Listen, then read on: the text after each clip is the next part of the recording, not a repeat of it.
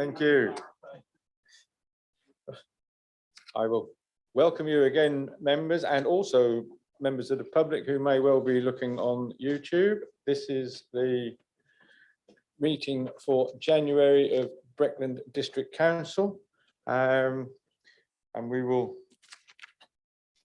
start off with, sorry, Councillor Burt, would you like to speak? Thank you, Chairman. I would like to raise a point of order to start with, and I'm referring to Standing Order 19A on page 72 of the Constitution. A public message indicated that the December council meeting was postponed due to a speaker being unavailable at short notice. This affected just one agenda item. The other reason given was a lack of urgent business, which seems difficult to swallow considering that the agenda was 263 pages. In any case, standing orders only permits a meeting to be postponed on health and safety grounds, and this was not the reason given. So this meeting today is a new meeting and not a resumption of the postponed meeting. So please could you clarify the status of the December meeting and this meeting? And can you confirm that we have properly complied with meeting legislation and our own standing orders, please? Thank you.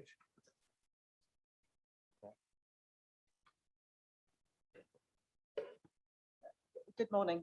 Hopefully you can hear me. Yes, Councillor Burt, you are quite correct that Standing Order 19A refers to postponement of council meetings. The reason given, although did not specify health and safety issues, was in essence for health and safety reasons. And therefore, I consider it was appropriate for the meeting to postpone. And obviously we're having discussions with you in any event outside of this meeting. Therefore, in compliance with the standing order, the council meeting from December was postponed. Therefore, it is quite appropriate to roll the items over and should indeed, the item should indeed be rolled over to this meeting. Thank you, Sarah. Okay, are you happy with that, Mr. Burt? Councillor Burt? Well, happy or not, there is an answer, and I must admit, from my own point of view, I felt that with the way things were moving so rapidly at that time of the year, and you know, in the interest of keeping the members safe and their families for Christmas, I wasn't against stopping it. I think had it have been you know, early in the year or whatever, but it was, I felt, really so important that Breckland as a whole and the members who are supportive of them didn't put their families at risk by having a large meeting that close to Christmas. All right. So I would now like to carry on, and I will invite Julie to do the roll call, please.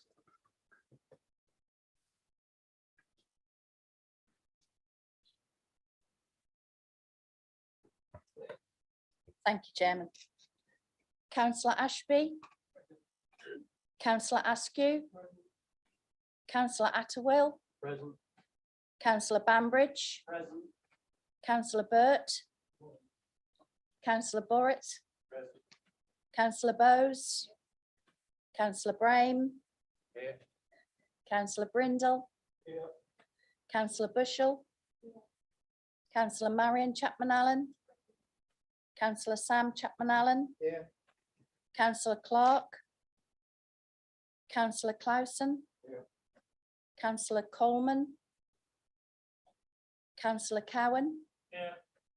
Councillor Crane, Councillor Dale, Councillor Dowling, Councillor Duffield, here. Councillor Dygan, Councillor Eagle, here. Councillor Gilbert, here.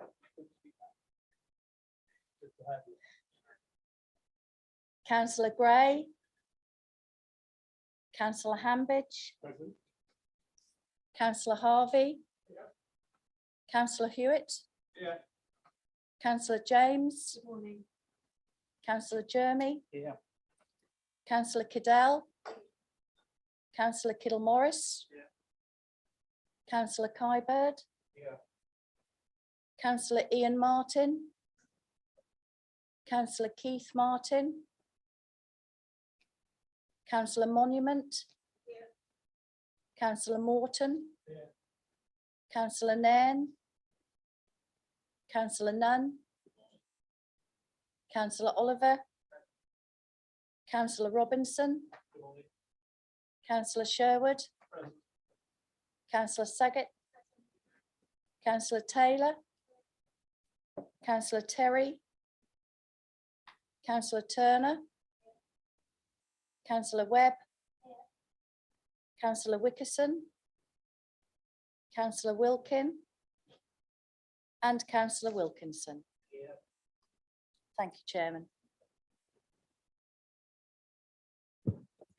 Thank you, Julie. Apologies, please. Thank you, Chairman. I have had apologies from Councillor Clark, Councillor Ian Martin, Councillor Nairn, Councillor Terry and Councillor Wickerson. Thank you. Does anybody know of anybody else?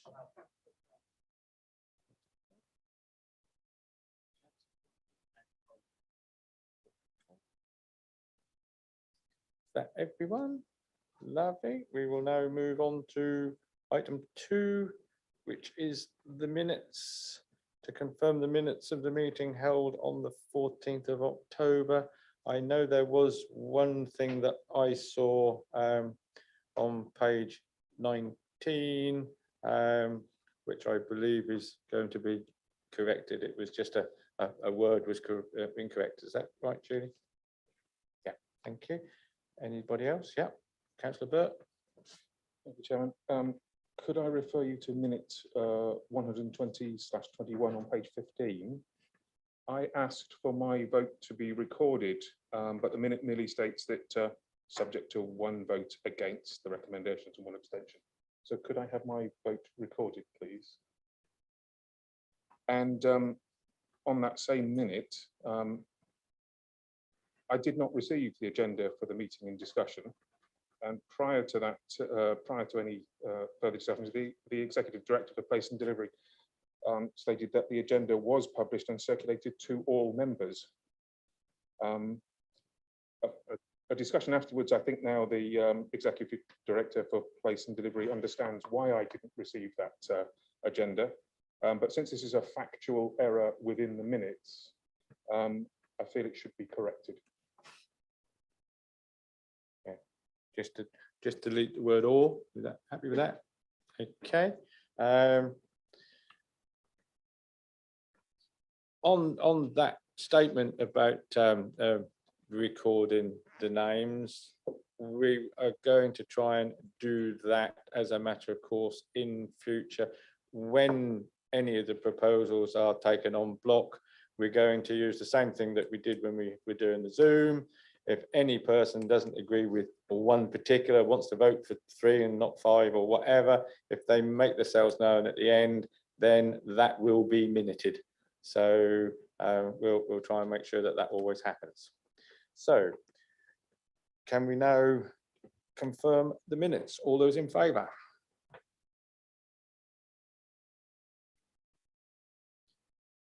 Against? Abstentions? Okay, those minutes are duly confirmed. We now move on to 3 declarations of interest. Has any member anything that they haven't already put on the list of disclosures? And if so, they can do so now or at any time during the discussions. Make it known, please. Councillor Robinson. Thank you, Chairman. It's just to flag that on item 18, on that particular item, I'm a trustee of Keystone, which own the Riversdale property, so I won't engage with that item. is that your decision not to do that because it's not a pecuniary interest, is it? So you would be entitled to stay in the room and It then. is my decision as a member of this council and as a trustee, I can't sit astride two horses on this item, so it'd be inappropriate for me to comment. Fine, that's fine. Anybody else wishing to declare anything at this moment? No, in that case, we will move on to item 4, Chairman's announcements.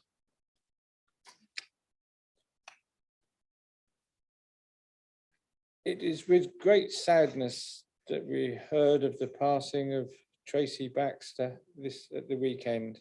Many of you will have known Tracy. She worked here during her and worked with her during her time at Breckland.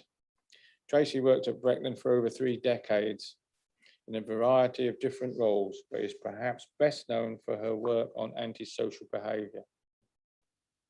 She helped set up the first operational partnership team in Norfolk and made such a success that the model was replicated across the country.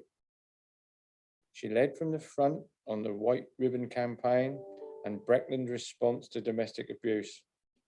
Tracy also helped to keep the levels of antisocial behaviour very low.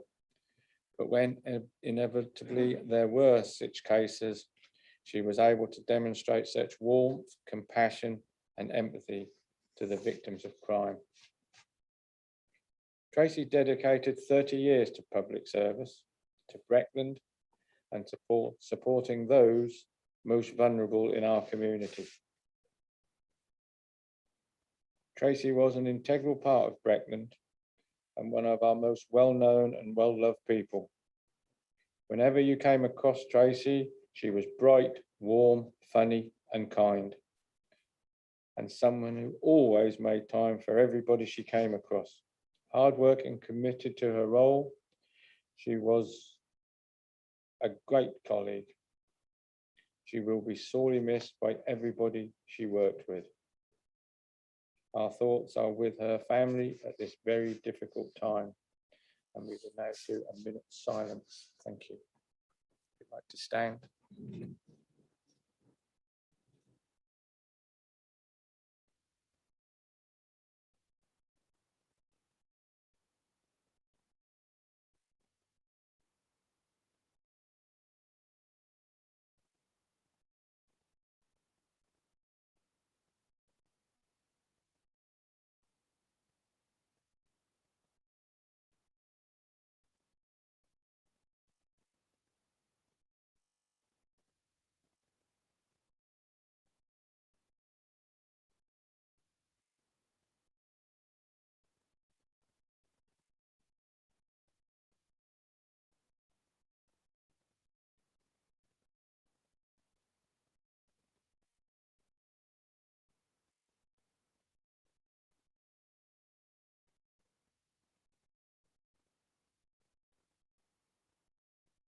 Thank you very much.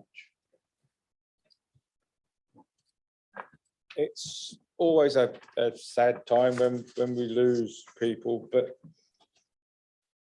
one of the things that I know we as Breckland and the officers who worked with Tracy and supported everything, those things that she was really, really passionate about, she can rest assured will not go amiss. The white ribbon days and the domestic abuse and all of those things that she was passionate about, the team that is here will work very hard in her memory, and it will be kept to the standard she would have expected. Thank you. On a much brighter note, I would like to welcome our new councillor, Councillor Hambidge, who represent Hermitage, all the H's. I hope you enjoy your years as a councillor and you find out how fulfilling it is. And you have a great team here. And if you watch, I'm sure you will see how things work very quickly. At this point, I would like to mention, because it's going to come up later,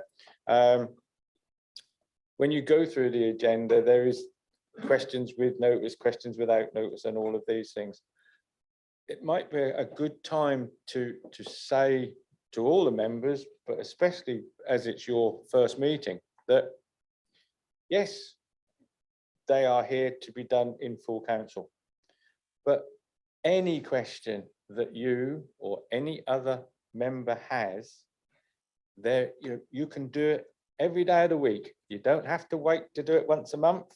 You can engage with officers and cabinet members. They are all there. Their phone numbers and email details you will have, and you will find very quickly that this is very much a great place to work, because you will find that it is work. You might think that it's all voluntary and all the rest of it, but it's not. It's quite hard work, but everybody here will be there to help you and enjoy. And that goes for all the other members as well. Please use the emails and contact details you have, and make sure that your questions get into everybody. Thank you.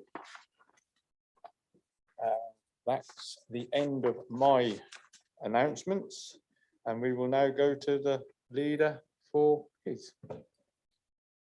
Lovely, thank you, Chairman. Good morning, councillors. This council is seamlessly picking up where we left off at the end of 2019, and only yesterday you'll have heard the announcement from the Prime Minister that working from home is stopping today, and further easing of measures as into next week and looking ahead into March of this year.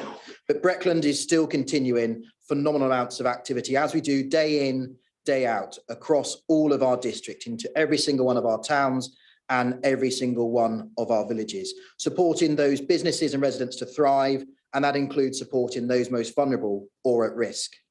Among these, we're now on the home straight for our project for our brand new temporary accommodation centre in the district, and this will be bringing a disused asset back into use, which we have directly intervened with.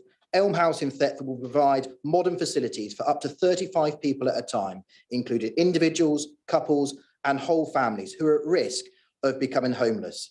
In addition to this, Chairman, I am absolutely delighted to inform you that on the same site, we will now be providing 5 brand new one-bedroom living units, specifically modified to support those who are in rough sleeping or at risk of rough sleeping. This is a fantastic example, Chairman, of this council investing in its facilities to support those who are most in need. I'm pleased to inform you, Chairman, that we've recently received an additional £100,000 of funding from that additional 28 million, which was received across the whole country. This money, Chairman, is to help protect those most vulnerable, get their vaccinations, particularly look at those hard to reach communities and our rough sleepers, and supporting those who are hesitant to get those vital boosters, which we all picked up in December of last year, ensuring that we are safe and ready. Beyond that, though, Chairman, supporting those with emergency accommodation over these adverse winter periods. As you know, Chairman, the wider population through our Anglia Revenues Partnership, or ARP, have now issued over £400,000 worth of £500 self-isolation payments to support people across Breckland to ensure that they can isolate when required to do so from this international pandemic. This, Chairman, is in addition to the 6.6 million worth of government funding Norfolk has received centrally through our Household Support Fund. This fund provides that short-term financial support to those who are in immediate need, Chairman, supporting food, energy bills, water bills, and other related essentials over that winter period. Nearly £200,000 of this funding has been passed through Breckland, Chairman. At the start of this month in January, we've distributed already £130,000 to support over 400 households. And Chairman, if any resident or any councillor is aware of any issues in your community and they require urgent financial support, please do get them to come forward to our community support team. Chairman, in order to support our most vulnerable individuals and families across the district, I'm delighted to announce that Breckland has partnered with Norfolk Community Foundation to create a brand new rural food bus, which will be launched in spring this year. This is on the back of our fantastic success in Thetford, our community supermarket, and this is us using data to support those most vulnerable residents in our rural community. Whilst we're still refining the offer, it's all about health, nutritious foods, including fruit and veg, with a wide range of chilled and stored cupboard basics, all at a reduced price. Chairman, this council was pioneering of our community fridges across all of our market towns, and we are continuing to go above and beyond. Chairman, further than that, we are continuing to support businesses as we did throughout the whole of the pandemic. And I thank those members who engaged, but more importantly, our officers who have been out speaking to both those small, medium and large businesses. And once again, we were there, issuing over £50 million of support over the last 2 years. And as we start to look into 2022, we've got those fresh business support grants, which was announced by the Chancellor on the 21st of December. £1.9 million of the new support was ready and is already out the door, being the first district council across Norfolk once again. Whilst clearly, Chairman, I'd rather not have to distribute finance to businesses. We are there. We are there to support and ensure that Breckland is a place where businesses can thrive. Indeed, prouder still, Chairman, that Breckland is supporting where we are with our business bounce back, pivoting our discretionary grant scheme, working on all the hard work we did throughout the pandemic, whether it's through those startup funds, shopfront improvements, digital schemes, ensuring that those businesses can thrive long into the winter, but into the years to come. Despite the challenges, Chairman, I remain confident that this year will be one of the years where we grow, and the success of Breckland, its people and its businesses will be seen by all. And I'm delighted to confirm to councillors here today that in the new year, we'll be breaking ground on the creation of a £4 million substation at Snetterton Heath.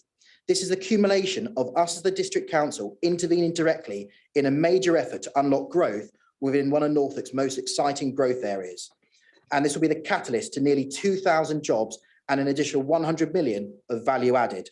Members, I look forward to being one of the first of many schemes we're going to be announcing across the rest of 2022. Our residents are already reaping the benefits of our investment and our services, not just within what we're doing at Snetterton, but also if we look to where we're doing in Thetford at Breck House. We've reopened our customer contact centre. We've invested directly to know that we can support those residents who need us most around housing and customer contact centre. And I'm sure those members in the south of the district will be delighted to go visit Breck House with the work we've undertaken there. We're on track, Chairman, beyond that to see over 100 customers this month following the soft launch of this service, expected to enhance that wider housing support mechanism, which we've struggled to do through the pandemic due to the isolation and the Plan B rules. Chairman, more widely, I'm delighted to read that a number of Breckland residents were included in this year's New Year's Honours list. And my hearty and sincere congratulations go out to every single one of them for the support they make to their communities. But not just those, Chairman, every single individual who goes above and beyond to support their communities with volunteering, looking after their neighbours and ensuring that those legacies of the COVID pandemic are not forgotten. As you know, Chairman, the Queen's Platinum Jubilee will be celebrated later this year. And I'm delighted to announce that this council has now received a signed photograph of Her Majesty the Queen, which will be proudly displaying very soon.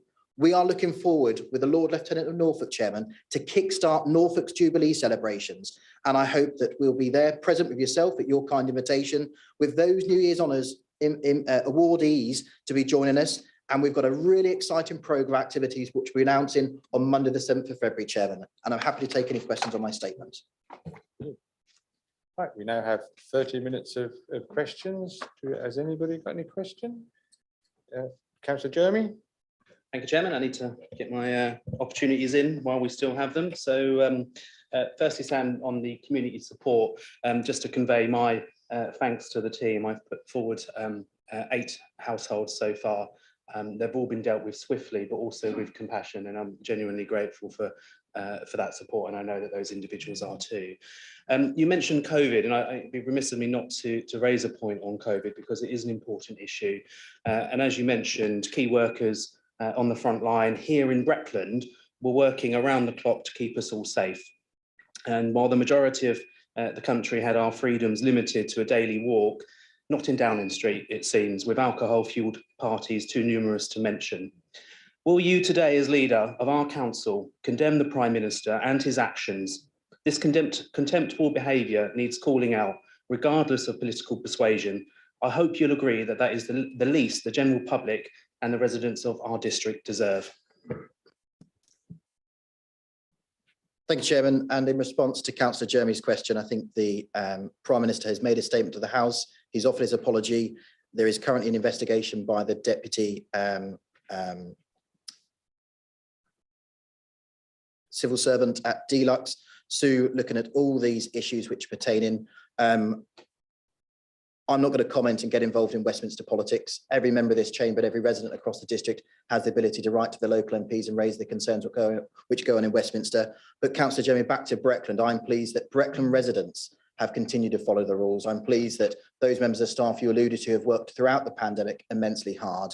And as we begin to bounce back from the pandemic, I think everything I've stated earlier in my previous statement shows that Breckland as a council is poised ready to ensure that we're supporting residents and businesses and getting back from the pandemic. Thank you. Any other questions? No. Okay, in that case, you can stop the clock then. And we will move on to item 6, questions on notice, understanding order number 6. The document attached were the questions and responses that would have been included on the council agenda for the meeting on 9th of December. That was, it was postponed.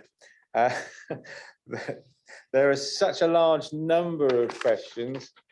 Everybody has received answers, and under this item, the people are able to ask supplementary questions if they can remember that far back as to what the points were. But because of the time and everything else, they won't be getting answers, verbal answers today. We will use written responses and they will get them within 5 days. So I would like to ask,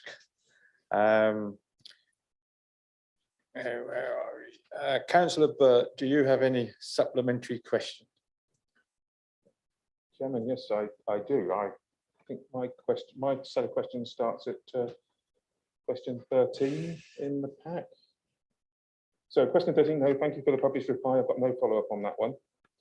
Question 14, which gave me an answer that the call for sites will happen early 2022. Well, we're in 2022 now, so it might maybe some more clarity could be put on that schedule. On question 15, I think my colleague Councillor Attewell might have something to say about this, the policy of randomly waiting to see what turns up rather than having a strategic plan. So he might like to pick that one up later. Well, can we let him do that? I'm just asking you if you've got any supplementary questions. I'm just going through them, but because I'm not actually getting any answers today, it's just reading from the list. Question 16. This is to do with the timetable of the local plan. So the government is constantly modifying and reforming the planning system. I'd like to know how much contingency in months is built into the timetable to cover any of these changes and reforms.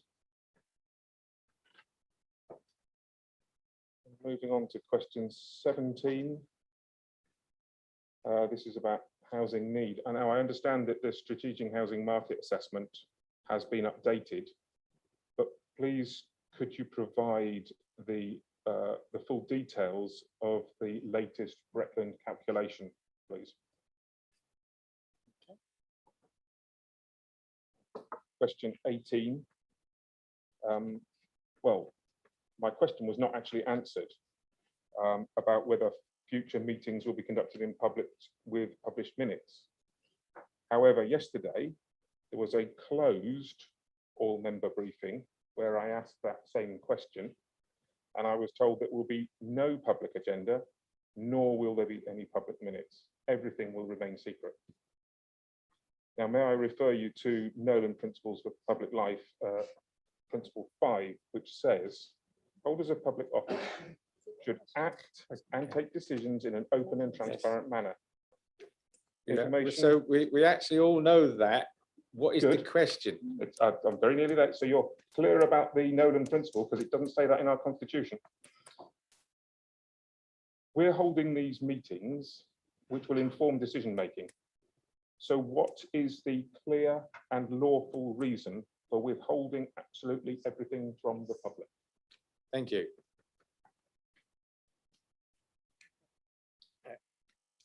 So, Question 19. yeah, This is a question about stakeholder engagement. What level of support and funding will the council be making available to qualifying bodies wishing to review and update a made neighbourhood plan? Thinking specifically here of Say and Tony, which we'll be considering later. Yep. So question 20. Again, the question hasn't actually been answered. So why has the council withheld advice received from MHCLG when it committed to share it? fine. Question 21. This is about consultation. Specifically, will the public be able to take part in the local plan consultation virtually? And I'm thinking we've demonstrated this technology, but we haven't actually expressly said that we will allow that during the consultation phases. Okay,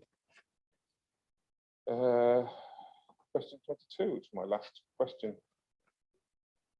So I'm pleased we're managing to recover our outstanding debts, but I also note that there's a long way to go. My question is, what is going to be the reporting mechanism that we put in place to keep members informed of long-standing overdue debt? okay. And I would say it's a pity that we're not actually going to get any answers today.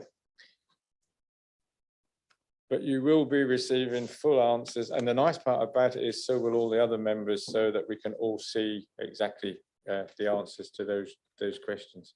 I'd now ask Councillor Morton, do you have a supplementary question? Yes, on question 7, seeing as we stressed, or you stressed that it be carried out as a priority, can we give an update on progress? Yeah. Okay, that's fine. We'll get that out. Question, the others are fine, just question 12, really a similar response. We said we would start in Q4 2021. Has this begun, and are there details that can be made available? Lovely. So we will get those answers. And again, that's really good because all the other members will get them as well, and then we'll know where we stand. Councillor Clark's not here. Councillor Morton. Councillor Wickerson's not here. Councillor Atwell, do you have any supplementary questions? Can you turn your mics off? Thank you. Thank you, Chairman. Yeah, just on question 25, could you write to me, please, confirm what this extra £50,000 was that seemed to have been added to the budget for the local plan review between the September and November meetings, please? You've said there's 50 grand, but I'd like to know what that's for. Thank you. Thank you very much. And we will now move on to item 7, questions without notice. We will start. Had me going there for a little while, Councillor Atwell, because you're not sitting where you normally are, and I thought, hang on, is he not the leader anymore? And he's walked the floor. Sorry, Chairman. Could I just point out that when we as opposition members walked in the room, that is very noticeable that Conservative members have been allowed to sit 2 apart, but we've all had to sort of bunch in where we can. I thought the idea that the room was going to be spaced out, I know that's difficult, but I thought I'd make that point, Vince. You said, well, why am I sitting where I am? Well, we did try very hard to give everybody the opportunity to be as spaced out as possible. I mean, there are some other seats about that, you know, you could have spread out a bit more. Councillor Jeremy, do you have a question? I do, thank you, Chairman, and it's important to note that people only cross the floor in one direction at the moment. Sam, as it stands, more than 60% of the Brecon Conservative group serve in roles eligible for special responsibility allowances. the council already has by far the largest annual bill for special responsibility allowances in Norfolk at £170,000 for the last financial year, double that of Great Yarmouth and Broadland, and significantly more than all other districts, including the City of Norwich. If the proposals for a General Purposes Committee on our agenda today are approved, it will add yet further costs to the taxpayers with the increase in allowances if recommended by the panel. Why are Breckland special responsibility allowances so disproportionately higher than the rest of our county? Thanks, Councillor, and thanks, Chairman, for that. Councillor Jeremy, you're more than welcome to resign your SRA you get as leader of the main opposition group. I'm not aware you do. You don't have to draw it down, but you decide to. And actually, I think you're one of the most highly remunerated opposition members across the whole of county. So a little bit hypocritical that you come at me and my colleagues who are leading an authority in which we are the lowest council tax in the country. And I think that the reason why Breckland is SRA to the level we are is because I expect a high level of commitment from my chairman and my cabinet members in the work they do. They deal with this a day a week in this building, plus all the other work they do during the working week and in the evenings. So for me, I think the residents of Breckland get great value for money.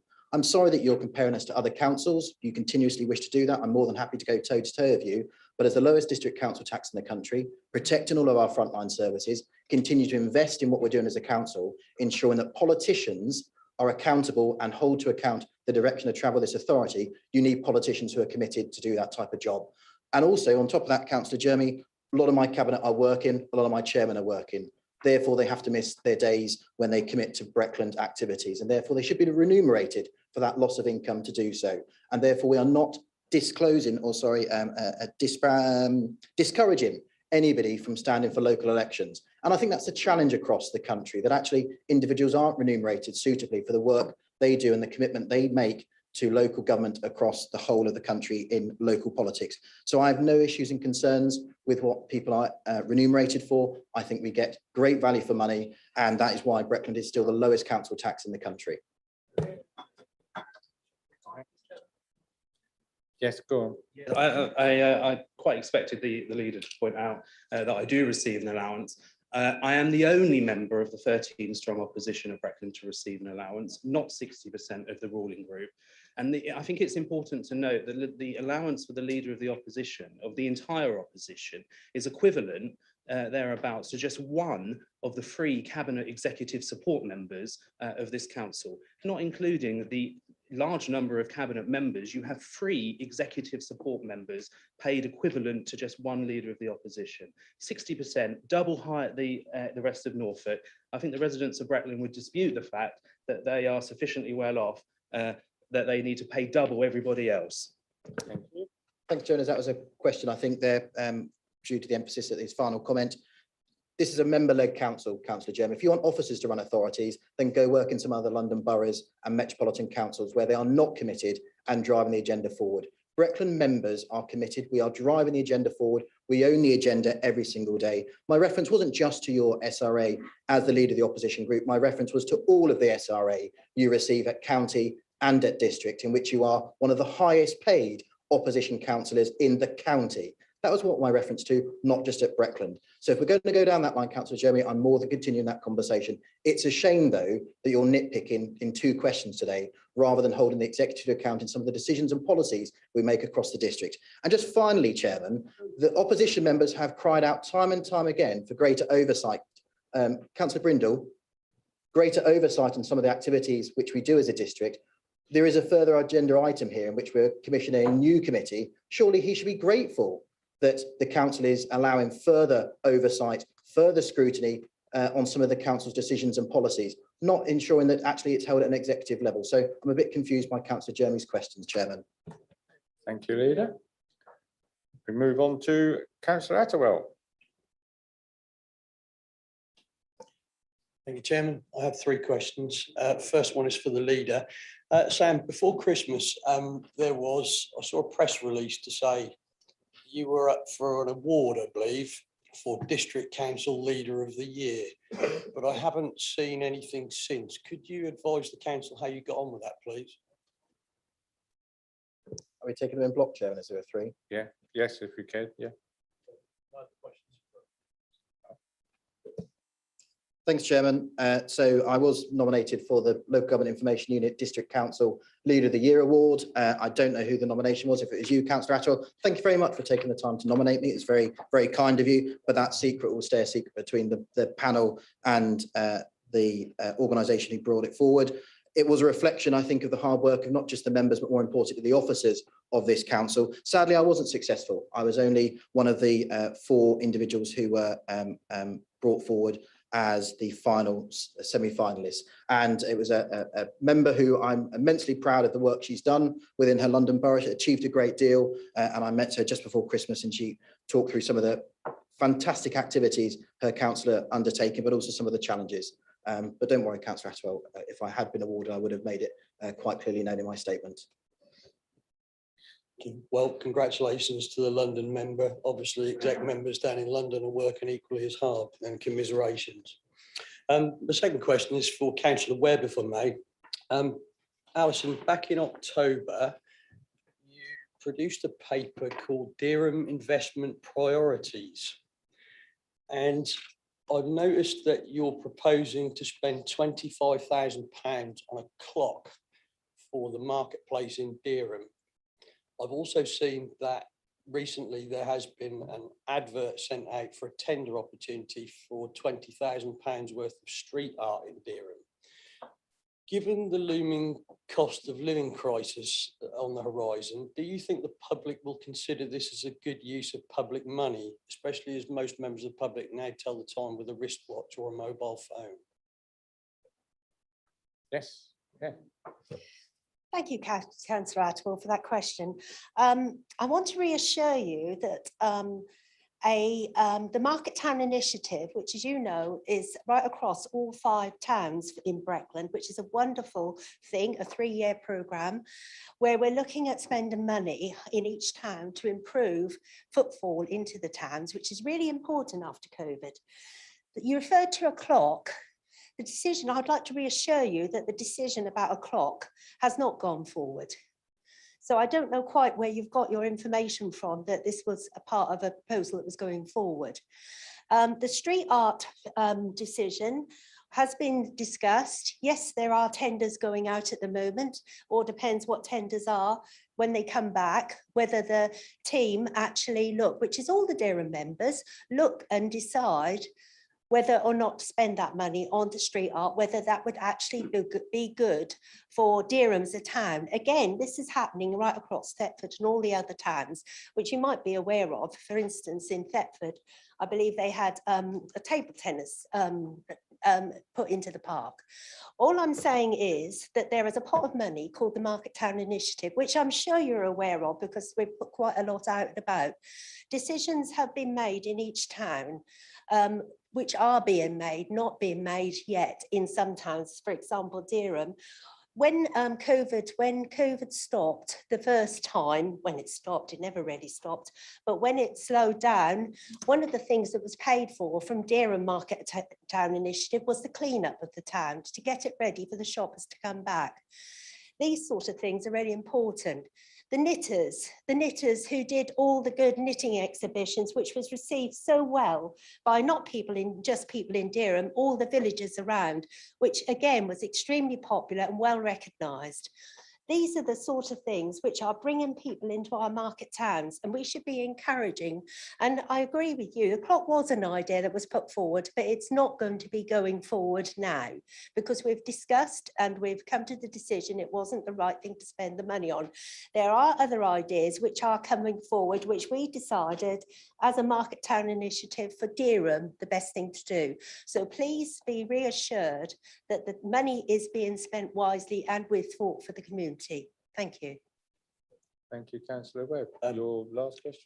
Thank you for that response. I think there's a lot of good work that's proposed for Dereham, you know, the knitting thing and everything else. I've seen the paper. I fully support that, the Queen Mother's Garden. My query really was around the need for the clock, but I think you've assured me that that's not going forward. So thank you for that response. My third question, if I may, Chairman, my final question is for the Deputy Leader. At yesterday's local plan meeting, you confirmed that as yet you have no development strategy for the growth of the district, which is a bit surprising considering you've had 2 years to do it. to ensure that new homes are built in the most suitable locations in the district.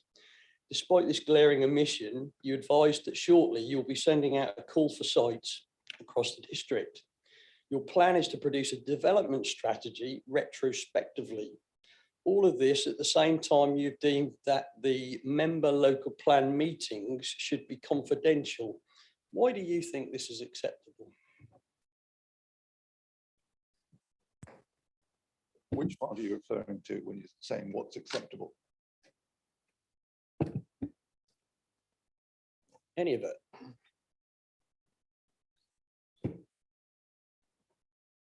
Okay, so yesterday you described the not having the plan, I believe, as nuts from memory. That was exactly, those were exactly your words. So you were told by the officers that there would be a spatial strategy, and this would be working in tandem with a call for sites. Now, the call for sites is having land which is available and viable, and all of the other criteria that you saw yesterday.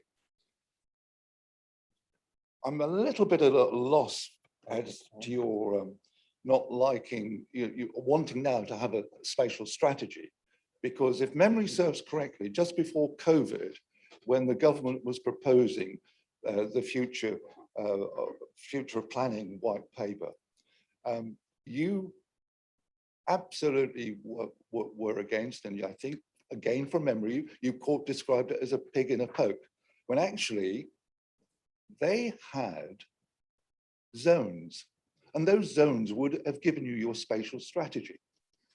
The zones were for growth, the zones were for marginal growth, and the zones were for protection. So you would have had a spatial strategy, and yet you were vehemently against the white paper. So I am at a loss that on the one hand, you are absolutely slagging off a conservative policy, which I understand you slag off every conservative policy because that's what you do. And now you're saying that the officers are wrong, that they have some certainty, because the reason that you didn't like the other one is that you would have said, this is where growth is going. You wouldn't know whether you could deliver the land or whether you couldn't deliver the land. So there is, yes, you're right, there is a debate to be had. But the funny thing is, I do agree with you. We do need a spatial strategy. Chairman, if I may follow up on that. I think you're confusing spatial strategy with the development strategy. You have no development strategy. And what you're doing is you're sending out a call for sites. So landowners can come forward and say, we'd like to put up these fields for development. And then you're going to build your plan around that land, which isn't necessarily where those houses need to be built for the betterment of the district. In terms of the government white paper, I would remind you that this council sent a submission in to the government with some very grave concerns about that white paper, which frankly was a pig in a poke. And I'm glad that that hasn't gone through, and I'm glad that that has been paused. But the fact remains, we've got landowners that are going to come forward, putting forward pieces of land. You have no development strategy. You have no development strategy. And this is a follow-up, Councillor Borrett. I know you don't like it, but I am entitled to make a comment. Yes, you're A allowed. follow-up. You are made So to make a comment. I haven't stopped. The member has said that I didn't like the white paper. I'm explaining that no, I didn't like the white paper, but you don't have a development strategy. And also all of this you are doing without the proper public scrutiny. You have said that those meetings are going to be held in private. Are you asking whether? Why? I asked why. Thank you.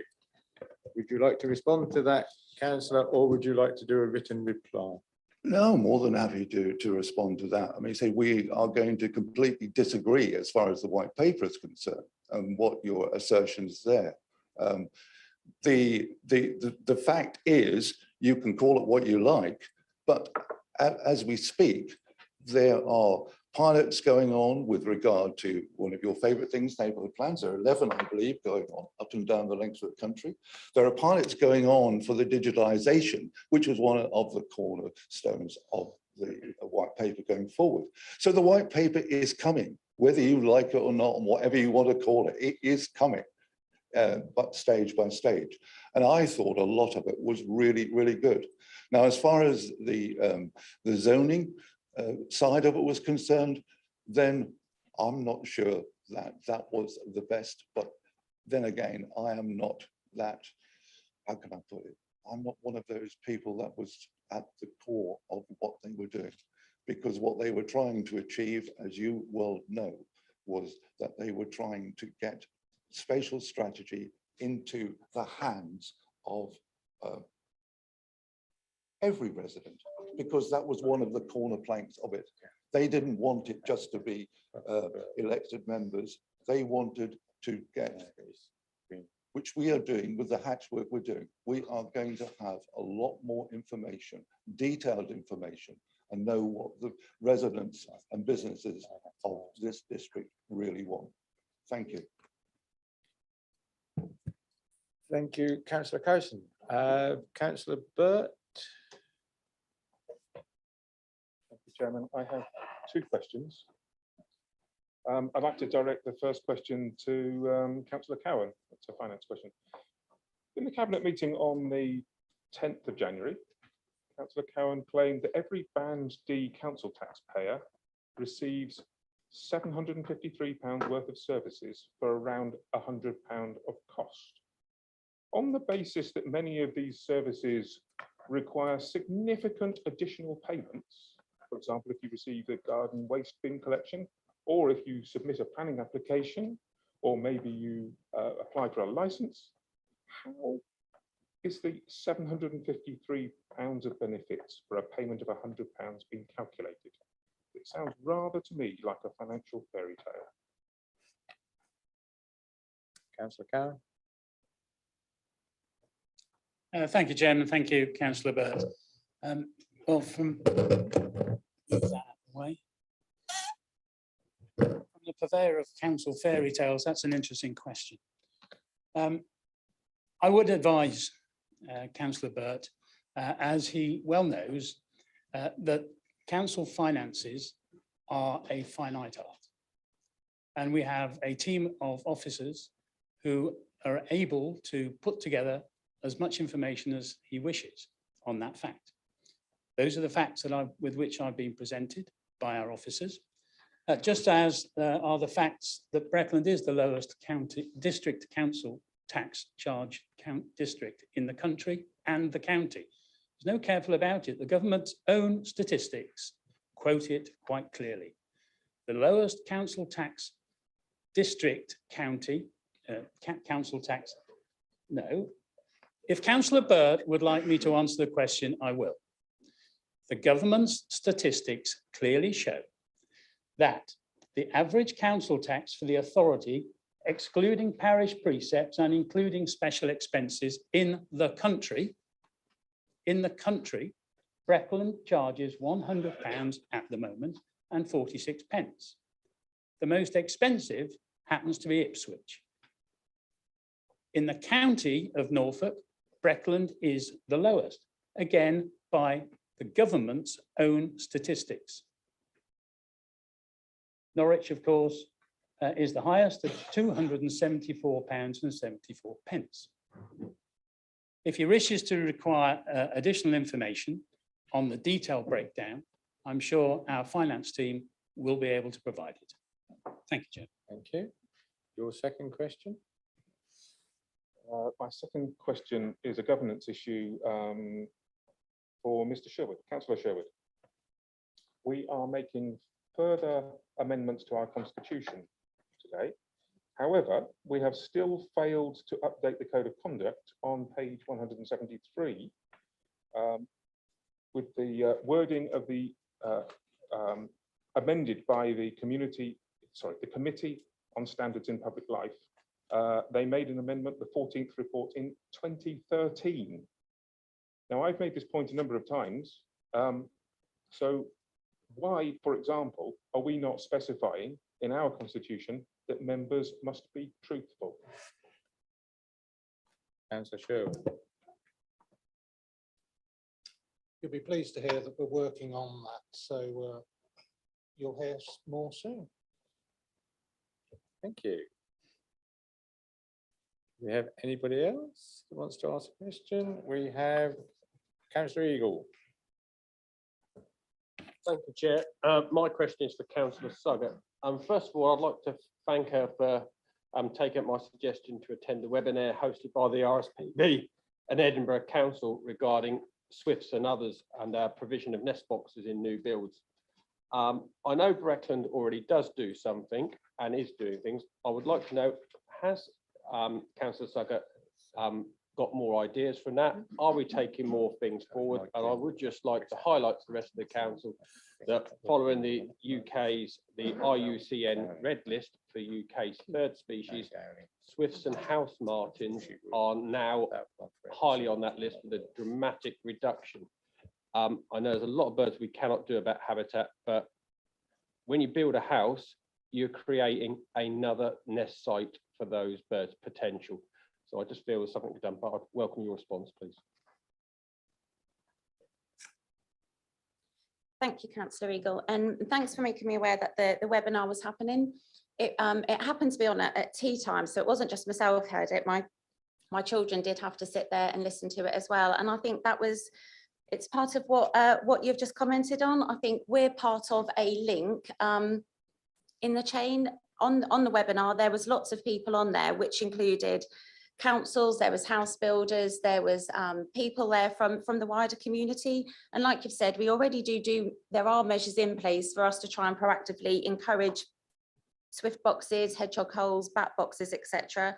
But I think there's always more that we can do. And I look forward to working with yourself further, like you've been so proactive in so far, and encourage anybody else that's got anything else, any other ideas, comments, which we can feed into the team.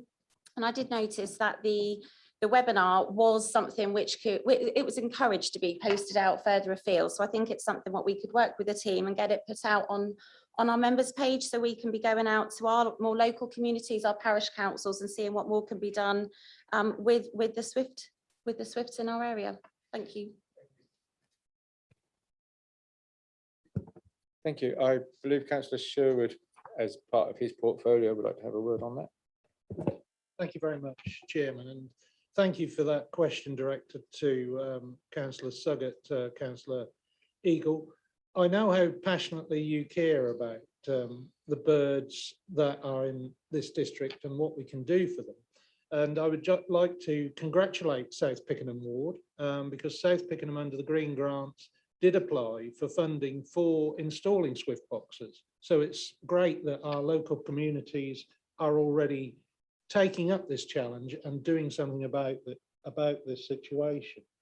You'll be pleased to hear also that our sustainability officer has been discussing with planning these matters. So they're very high on our agenda, and I'm glad that members such as yourself, Councillor Eagle, continue to champion and highlight more that can be done for sustainability and wildlife in this district. Thank you. Thank you, Councillor Sherwood. I have Councillor Crane. Thank you, Chairman. I have a question for Councillor Sherwood, continuing on with the green agenda. Could we have an update on the tree planting, please? Thank you, Councillor Crane, for that question. You highlight, as does the previous question, the importance of sustainability to the public and our residents across the district, that the green agenda has become one of the key factors of interest. As you know, we worked with the Woodland Trust and we put forward a number of Breckland-owned sites for consideration.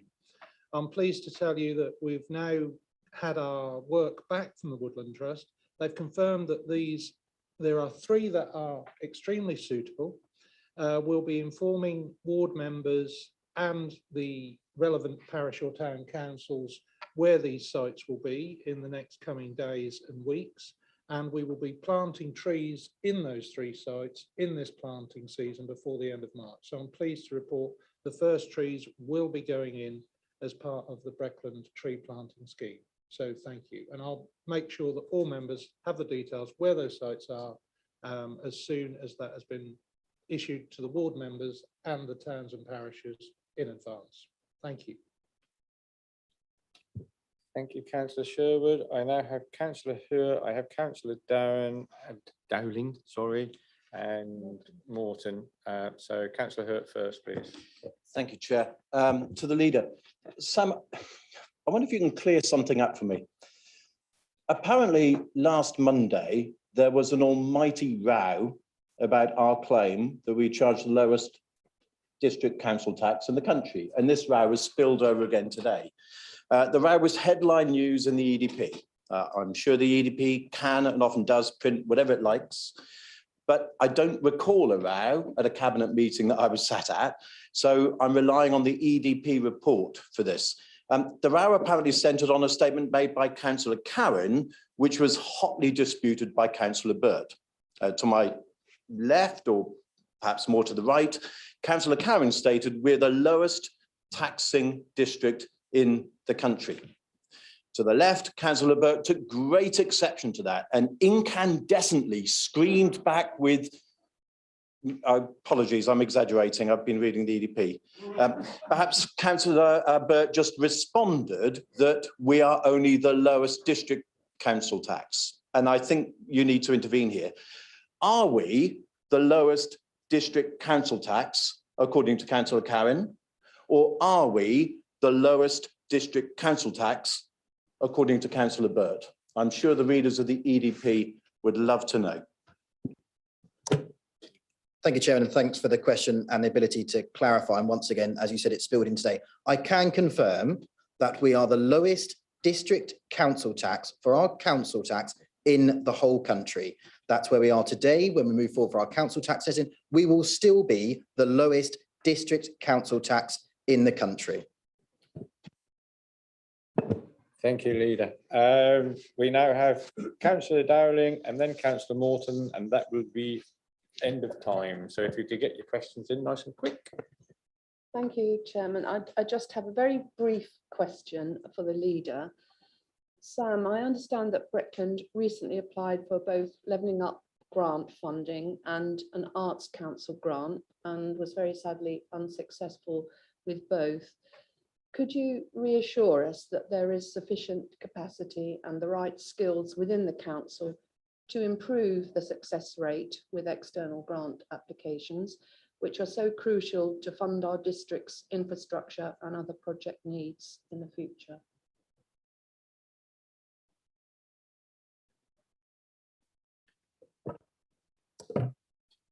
Thanks, Chairman. And referring back to my statement earlier around Snetterton Heath, in which we were able to get grant and match funding in from other partners, Breckland Council does have the capacity to continue to put successful bids in.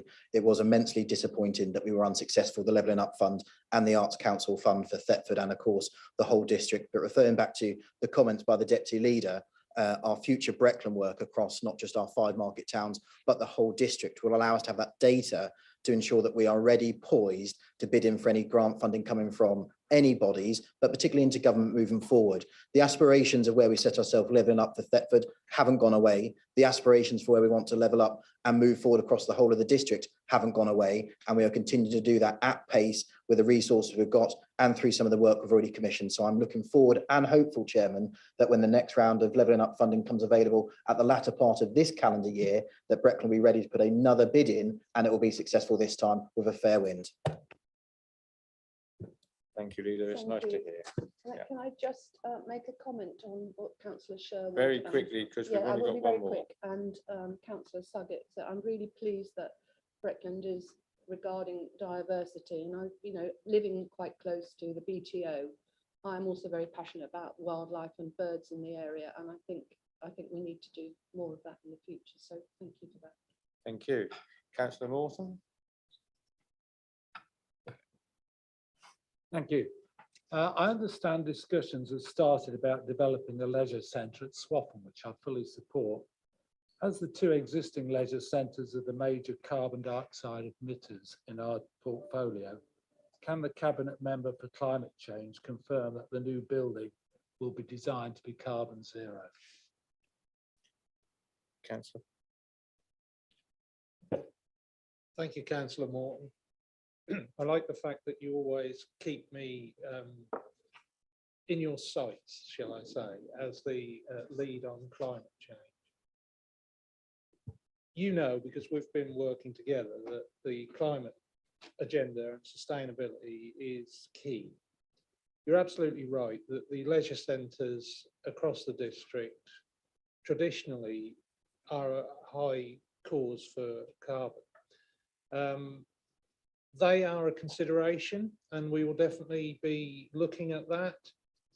We've not got to the design stage at all. That actually falls under my colleague, Councillor Suggett.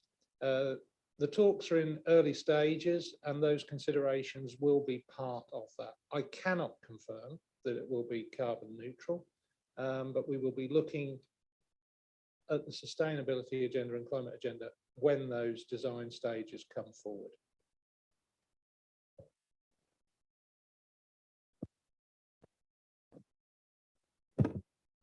Thank you, Councillor Sherwood. That concludes item 7, right on 30 minutes. Well, how about that? Must be getting better at it. Thank you very much for being so precise with your questions. We now move to item 8, which is minutes, and these are for members' information and to note only. We start off with the Cabinet minutes from the 15th of November. The recommendation under minute 102/21 Salmtony Neighbourhood Plan will be discussed under agenda item 15, which is page 122 in your agenda packs. I would like to say at this moment to those people who are watching on YouTube and are looking at the agendas on websites and things, if you make a note of these numbers, anything that you find is really useful, that's the place to go and have a look, and you'll see exactly what happens. Have I any questions on those minutes from the members? No. Thank you. Those minutes are duly noted. We now move on to Overview and Scrutiny Commission. This is for meeting held on the 28th of October. Any questions? Councillor Burt. Chairman, just as a point of clarification here, you've asked if there are any questions when previously, when I asked a question at this point in the agenda, you said I couldn't. I had to only ask it during questions without notice. So what are we doing here? No, we always do the same agenda items in exactly the same way. The idea is that if there is anything in those minutes that you find were not correct or anything that or you believe, then you can ask the question on those minutes. And it's something that we've done for the last, well, since last May anyway. I can't say before that because I think we may have changed, but that's the idea. And we now do it this way because we don't go through the minute page by page by page by page to make it quicker and more effective within this meeting, but we do expect the members to have gone through those minutes page by page by page by page in their own time, and anything that they look upon as incorrect, this is the opportunity to bring it up so that we can be checked. Those Overview and Scrutiny Commission minutes are duly noted. Overview and Scrutiny for the 16th of December. Are there any questions on those minutes? Thank you. Those minutes are duly noted. We now move on to Governance and Audit Committee, 30th of September. The recommendation under minute 55/21 risk management policy was approved at the last full council meeting on the 14th of October. So that is already been dealt with. Are there any other questions? Nope. Thank you. Those minutes are duly noted. And we move on to the 2nd of December for the Governance and Audit. The recommendations under minute 71/21 Constitution proposed variations will be discussed under agenda item 22. 376 on your agenda pack. The recommendation under minute 7221 will be discussed under agenda item 20. 321 page on your agenda pack, and the recommendation 7821 management policy and strategy will be discussed under agenda item 21, page 329 of your agenda pack. Do we have any questions on any other part of those minutes? Councillor Kybert. Thank you, Chairman. The minutes include an introduction of the new lay member. However, the new lay member is not reported in the list of those present. I think that needs an adjustment to the minutes. Thank you.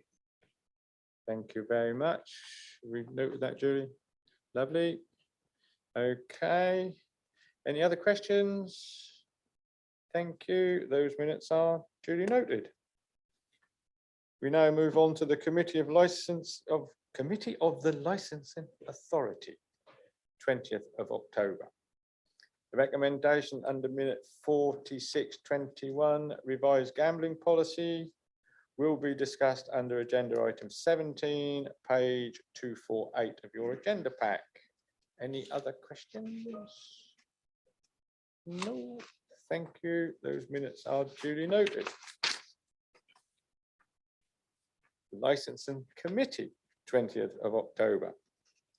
The recommendation under minute 3821 revised taxi policy. Tax had gone up again there. Revised taxi policy and procedures will be discussed under agenda item 16, page 127 on your agenda pack. Any other questions? Thank you. Those are duly noted. We now have the Planning Committee, which is October, November, the 4th of October, 1st of November, 29th of November, 20th of December. Right, that's it. We'll take those all. If any questions on any of those minutes, if you just state the minute you want to question. No. Thank you. We will take all of those minutes as duly noted.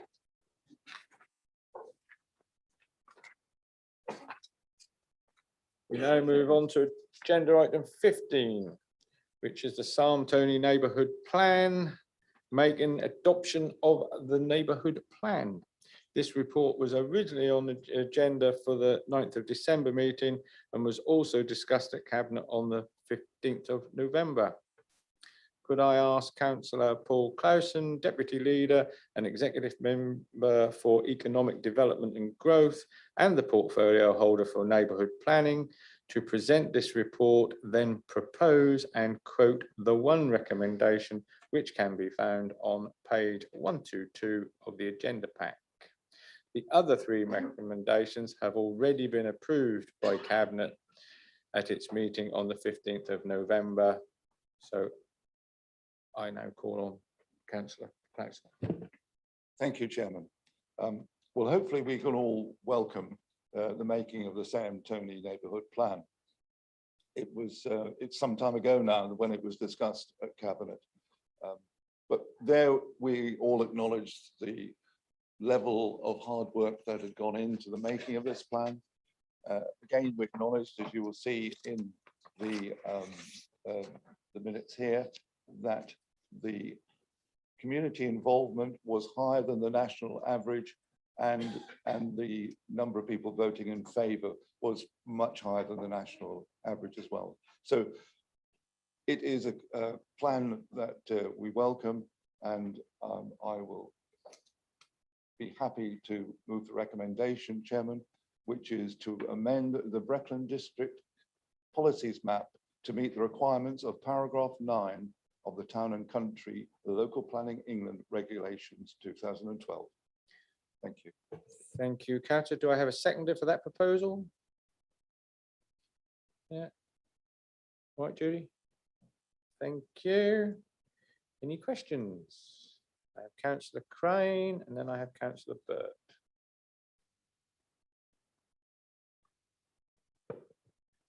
Thank you, Chairman. I wanted to take this opportunity to highlight the enormous hard work completed by the Sam Tony Neighbourhood Plan Working Group. With the plan being adopted today, I would like to mention by name the dedicated members of this group who over 5 years, along with the Parish Council, made the neighbourhood plan possible. Chris Blow, Brian Mitchell, Andrew Walmsley, Trevor Bance, Chris Darge and Brian Hinkins. The church bells were rung in recognition of the overwhelming support and successful yes vote to the plan. And I too personally add my congratulations and thanks on behalf of the residents of Sam Tony. Thank you very much. Thank you very much. Councillor Burt. I too would like to extend that congratulations for the extraordinary amount of work that that group has done. Could I ask one question though? There have been some problems with getting the website updated over time. We have confirmation that the website is now updated regarding the Sam Tony neighbourhood plan. Who would like to take that? The honest answer is I don't know because I haven't looked at the website today, but I will make sure that your concerns are noted. Thank you for bringing that to your attention. I'm sure that will get looked at and made sure we are up to date for the members of the public. Right, all those in favour of this proposal?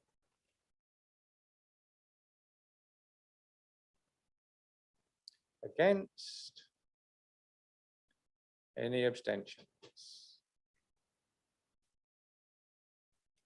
Thank you. This recommendation has been approved. And we now move on to the adoption of the revised taxi policy and procedures. This report was originally on the agenda item for the 9th of December. Could I ask Councillor Gordon Bambridge, Executive Member for Waste and Environment and the Portfolio Holder for Licensing, to present the report and then propose and quote the relevant recommendation, which can be found on page 127 of the agenda pack. Councillor Bambridge. Thank you, Chairman. If I can propose this, the revision of the taxi policies is something that the Licensing Committee have been working hard on for some time, along with the officers there. This was approved this month, finally, by the Licensing Committee with a unanimous vote, and I would like to recommend it to the Council that it's adopted today. I believe somewhere in a neighbouring room, we have a licensing officer who is available to answer any technical questions you may have. But I do recommend the proposal to you. Thank you. Thank you.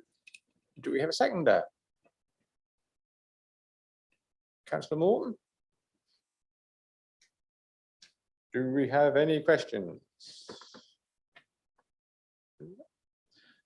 In that case, all those in favour?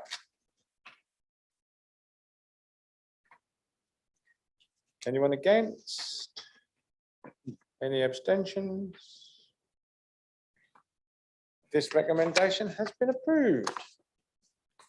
We now move on to 17, which is another one from the original agenda in December, which is the gambling policy statement of principles.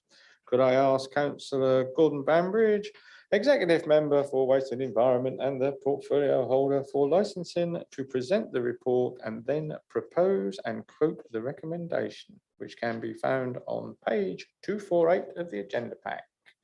Again, Councillor Bambridge. Thank you, Chairman. I'm glad you had a long lead in. We can't pull up numbers these days, how we used to be able to, but yes, again, this is something we are working on as a responsible district council. We are charged with making sure our gambling policies are up to date. Members will be aware we don't necessarily legislate on national gambling issues, which is sometimes a pity, but we do on the various establishments within our district. And again, the licensing committee have charged with the responsibility of this.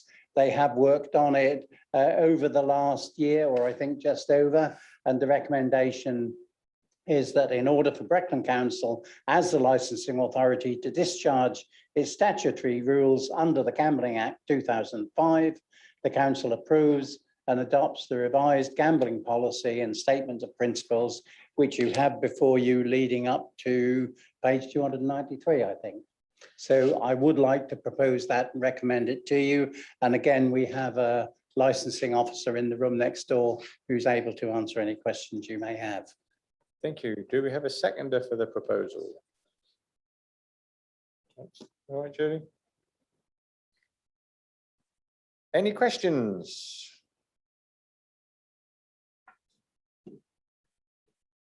All those in favour?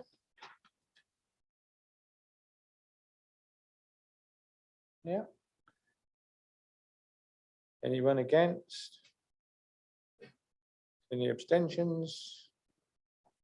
Thank you. That recommendation has been approved. We now move on to. Can I item just say, 18. Chairman, thank you to the licensing officer who's been waiting patiently and hasn't even been seen. Thank you, Josie. That's all right. She's sitting directly opposite me, so she has been seen. So I can verify that she was there. 18, again, something from the agenda on December. Could I ask Councillor Paul Hur, Executive Member for Properties and Projects, to present the report and then propose and quote the recommendation, which can be found on page 294 of the agenda pack. And this is for property acquisition, Riversdale at Thetford. Thank you, Chair. And I should be joined by Ralph Burton if there are any specific questions that members may have about this property transaction. This agenda item is brought up for council approval, as under our financial procedure rules, in order to be a delegated decision, there needs to be an approved and available budget. And in this instance, there is not one. There will be one, incidentally, as from February, March onwards, but there is an opportunity that we have been exploring in some detail, which I believe in particular, and which we believe will transform this particular part of Thetford. This is not a decision that we have to make by statute, but as I said, there is an opportunity with significant potential, and under our Thriving Places objective, I believe this will enhance the local area, increase visits and public engagement, and has some massive positive impacts for Thetford as a whole. The report outlines the fact there is an opportunity that has come up for a strategically significant building on the river frontage at Thetford. This opportunity has come up because Keystone Development Trust are seeking to dispose of the property.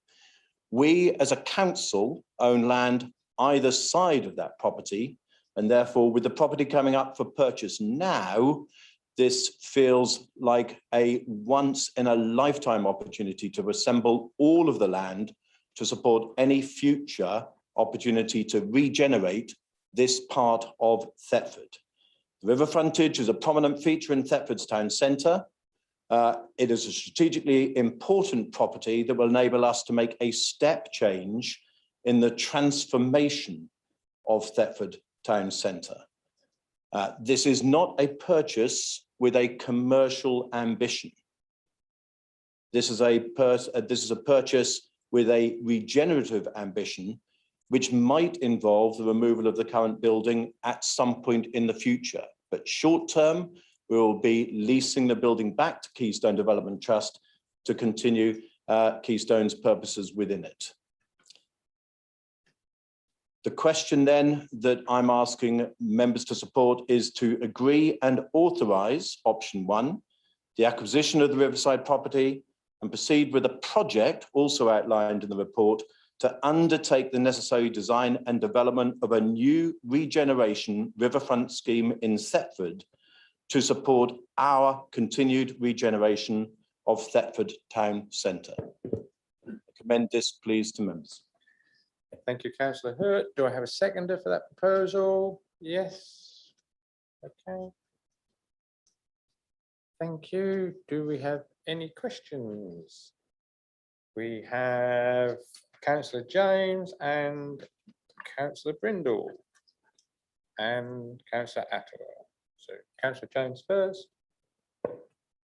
Thank you, Chairman. And firstly, I'd like to start by thanking both the Executive Member for Property and Projects and also the Assistant Director for Property and Infrastructure, who have been incredibly supportive to me as a ward member on this particular issue. And thank you for putting up with all my phone calls and all of my questions. So I really do appreciate it. This is a really exciting opportunity for Thetford, and bringing it right back. Yes, there is the opportunity. Yes, there is that fantastic prospect of regeneration. But what does it mean for the people of Thetford, our residents?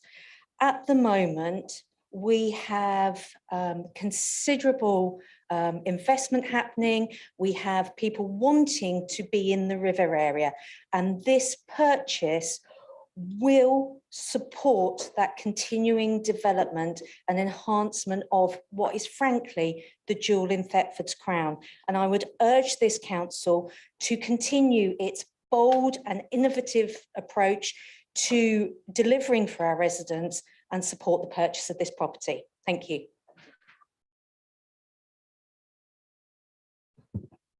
Thank you, councillors. I'm not quite sure where the question was, but I'm sure we all agree with what you said. Councillor Brindle. I think I've got a hidden question as well. I would like to agree with a lot of what Councillor Jane James has just said. It is the jewel in Thetford's crown, and it's delightful that a town which has got the huge benefit of having two rivers to enjoy, and which we do enjoy, we can make the best of it and see further development along the riverside. I do seek, however, two reassurances before saying I can give full-hearted support along with the Labour councillors of Thetford. The first is that as of now, between the Riversdale building and the river, there is a public footpath, or at least a public walk frequently along there. It's an established, or a long established path. So my first request is to have a reassurance that in any future development made either by the council or by a developer to whom the council might entrust the development, that ability for people to walk along the riverside and enjoy it on a personal foot-based method will be retained. So really important that we're able to continue to enjoy the riverside. What I would not like to see is buildings put next to the river or given private ownership of the river bank. And secondly, there is some reference within the proposal to car parking, and I'm stressed that I'm not concerned with the few spaces that might be lost at the front of the existing building. That's in a sense neither here nor there. However, if it is to be the case that in the future development will happen to replace or add buildings to the site, it will create a need for extra parking. Can we also please have a reassurance that any new building, whoever puts it up, will have adequate parking provided? Because at the moment, as the parking authority in Breckland, as Breckland is the parking authority that deals with car parking, particularly in Thetford in this case, we are becoming short of parking, and I would regret to see further housing accommodation provided in the centre of the town that wasn't served adequately by car parking. So those are my two questions, one about preserving the path, one about providing sufficient car parking. Thank you. Thank you, Councillor Brindle. We've got Ralph Burton at the back of the room, and we've also got Councillor Hewitt here. I think it's great that you brought these up. It will come under the fact that we are looking at how to regenerate. So your comments will be taken on board, I'm sure. Would you like to come back on that, Ralph, and then Paul, if necessary? Yeah, only really to say thank you, Chairman, that yeah, we'll take those comments on board. Our aim is obviously not to take anything away from the area that the public currently enjoy in terms of the footpath, and obviously with any sort of like parking arrangement, any future scheme that is redesigned in that space, we'll have to take into consideration the planning policies to make sure parking is available for that particular scheme. We obviously haven't done that design work yet, so we'll obviously be taking that into consideration when we do the design work for whatever that future planning change of use looks like. Thank you. Paul, do you want to come back? And thank you, Chair. And just to echo that, yes, there are no current plans, development plans in place, because that is part of what this investment will begin to regenerate. I am aware that Thetford Town Council are doing a strategic review of their own car parking, their own car park spaces, and I would hope that we would be involved and engaged at every stage of that process to make sure that, as you rightly say, car parking provision, not just for this area, but for the whole of Thetford Town Centre, is right and appropriate for what is one of our busiest and one of our most successful market towns. Yes. Thank you very much. I think what the comments I've heard, whilst helpful, do fall well short of assurance. We're taking things into consideration is not the same thing as saying it will happen. So I'll repeat my concern, A, about public access along the river, and B, about parking. I think I'm a bit concerned to hear it linked up with Thetford Town Council's parking. Thetford Town Council is not a parking authority. We have at the moment a small site, which is the Thetford Market Square, which allows parking for 19 vehicles. That is a totally trivial contribution towards the total. Even the current total in Thetford is well over 500. And we lose far more because one of those car parks is currently out of action because there is a Kirby testing station sitting on it. I've never seen anyone use it, but there it sits with 54 spaces. So we're losing that. My concern is that the parking authority, which is Breckland, not Thetford, should make sure that there are sufficient car parking spaces within Thetford, and that in any review of the development of the Risad, which in principle we want to support, is parking is provided within the town centre, if not on the site, better on the site.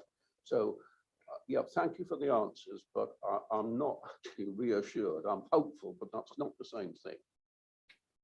Thank you. Councillor Atterwell. Thank you, Chairman. Paul, I have some, while I see the benefit of this, I have some concerns about the strategy. First thing I want to talk about is capital budget and where's the money coming from this. As you know, we've yet to agree the forthcoming budget for next year, and there is a reliance in the capital budget for the sale of a considerable asset, which is earmarked in the budget to happen in the forthcoming financial year. We won't know where we are with that until April, I'm told, and there's a chance that that sale might not go through. So my concern is if that doesn't happen, and we are then going to find another 630,000 to buy this property, will we be getting into the realms of possibly as a council having to start borrowing for capital projects? The other thing is I'm concerned on the strategy in relation to, we're going to buy this thing. The idea is we're going to get planning permission, and then we're going to sell it on to a potential developer to do the work. We're not going to do this as a Breckland Bridge project. I would have been more reassured if we were trying to do this ourselves, so we've got total control of what goes on there. Because anybody who sits on a planning committee will tell you somebody will get planning permission, the thing gets sold on, and then the new owners tear up those plans and then put something in completely different, which might meet planning policy, but might not be something that the town or we as a district council really wanted to see. So I'm disappointed we're not looking at that Breckland Bridge aspect. And finally, it looks to me that we're going to lease back this building to Keystone. But looking at the report, there are currently no tenants. The building is in a state of disrepair. Are we realistically going to realise any revenue income for rental while all this work has taken place, or will this building just sit there empty? So they're all concerns that I have before I'm reluctant to support this on that basis. Perhaps you can reassure me. Thank you, Councillor Atterwell. Do you want to take that forward? I can pick up some, and then I will pass over to Ralph to pick up the other, if I may, Chair. Just on the capital budget side, Councillor, These are not linked transactions. The acquisition of this asset is not linked in any way to the disposal of another, neither is it reliant on the sale of another asset, whatever that asset might be, wherever it might be within the district. Our finance team will do this in some detail, and the capital budget funds are available from existing resources. The other amount that you mentioned, by the way, it's not a 600,000 capital budget, it's 400,000. The other 200,000 will come from revenue moving forwards. In terms of your other questions, if I may, Ralph, I will just pass over to you. Thank you. So just in terms of sort of like controlling the sort of future development scheme, obviously, if that's the direction that we go down, which is the intended strategy, and I think it's important that we have a sort of strategy known up front, then the control we'll obviously have is through the sale contract. So we will have an element of control to determine what the future owner or developer would do on that scheme. And the other part about could we look at doing that directly? Potentially, yes, but that would obviously rely on sort of funding that would be available at that time. Hence, the strategy is, as outlined in the report, to dispose of it with the plan and permission for another to sort of take the investment on and sort of deliver the scheme.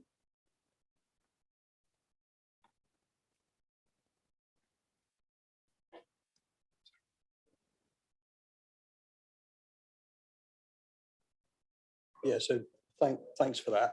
I mean, I suppose my concern is why I would have liked to have seen this as a Breckland Bridge project. I mean, I attended with others the housing briefing last night, which I thought was excellent. And we currently have 110 people on the emergency housing register, and there's a total of 1,263 people on the households on the housing register. Something like this has huge potential to be able to do something to ease that burden or reduce that number. But it doesn't sound to me like we're going to do that. We're going to sell these off, and I suspect that they will probably be more luxury style apartments or whatever is designed there. So I would have liked something a little bit more creative on that. And also, I'll come back to the capital budget, if I may, because you didn't answer my question about borrowings, and perhaps Alison could help me with that. If the sale of the other property doesn't go ahead, yes, I understand that we already have the funds to purchase this, but if that doesn't happen, that will have effect on the capital budget and other things that we want to do as a council. If that doesn't happen and we purchase this, how close are we to being an authority where we need to borrow for capital expenditure as opposed to using our reserves? Thank you. Thank you. So the capital programme includes the receipt that you're talking about, but it also includes 2 linked projects which wouldn't go ahead if that receipt wasn't received.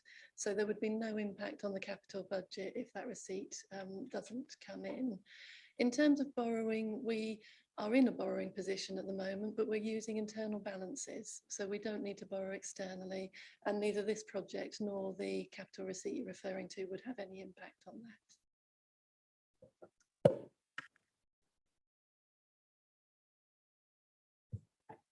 Thank you very much. Thank you for the detailed answers. That was lovely. Right. Councillor Burt. Thank you, Chairman. Just wanted to express some concern, really, that I have concern because in the Gender Pact there isn't a lot of information about future costs and risk, and we have, I don't know, over the years we have made some poor investments, and we've actually lost millions of capital value. We've done well in other areas, I agree, but we're not a brilliant in a brilliant position in terms of our record. This purchase today would increase the pressure on the council, and it appears that there is very, very little wriggle room. So I am extremely concerned that we're doing this now in the current climate. Thank you. It's nice to have all the concerns expressed. Now we will go on to the vote. do you want to come back, Councillor? Yeah, but with respect, the last time Councillor Burt shouted about losing millions, it was to do with, I believe, the sale of the Green Britain Centre, which subsequently confirmed that nothing of the sort had happened. He was miles out. If you're just after another cheap headline, and that's probably the one that the EDP will pick up on, I can reassure you, we have never lost millions in capital value on any of the investments that we have made. We work diligently. We use our investment portfolio to keep council tax down, and I'm sorry that you don't like that. We use our portfolio of all of our investments to generate £3 million every year to make sure that we can provide the services that our residents require. And we can provide the vulnerability services, some of our other services that allow this district to thrive and our residents to thrive. If you don't like that, well, I'm afraid that's your problem. What we need to do is to create the services that our residents want. And opportunities like this, which is not an investment opportunity, this is a regeneration opportunity that we should all be coming behind to allow Thetford, not your village, not my village, and I know it hurts because if there was a great opportunity that I could put in Shipdham, or I'm sure that you could put in your patch, that would be great. But sometimes we have to look wider than our own egos and wider than our own field of view to make sure that we're doing something that benefits for the good of the district. And trying to see cheap headlines, comments like that, doesn't help anybody. Thank you. Right. So that was aimed at me, so can I come back? No, we're not. This is not a debate. It was a question, this was for questions on this proposal. With respect, Chairman, and if I may, it's an agenda item and members are allowed to have a debate.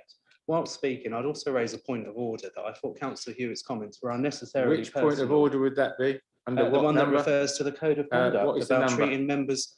I don't have the number, but there In is that one case, in there. I'm not accepting points of order without relevant numbers. Well, are you Thank content you. then, members, Chairman, that members are unnecessarily personal to each other in the way that Yes, Councillor Hewitt just was? and I will address that issue. It was, in my opinion, unnecessary to go down those roads.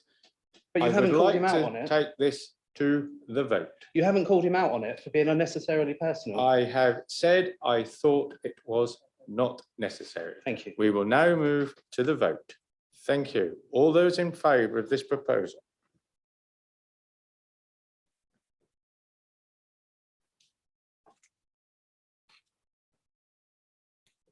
Okay.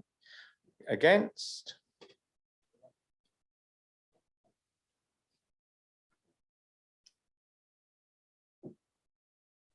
Any abstentions?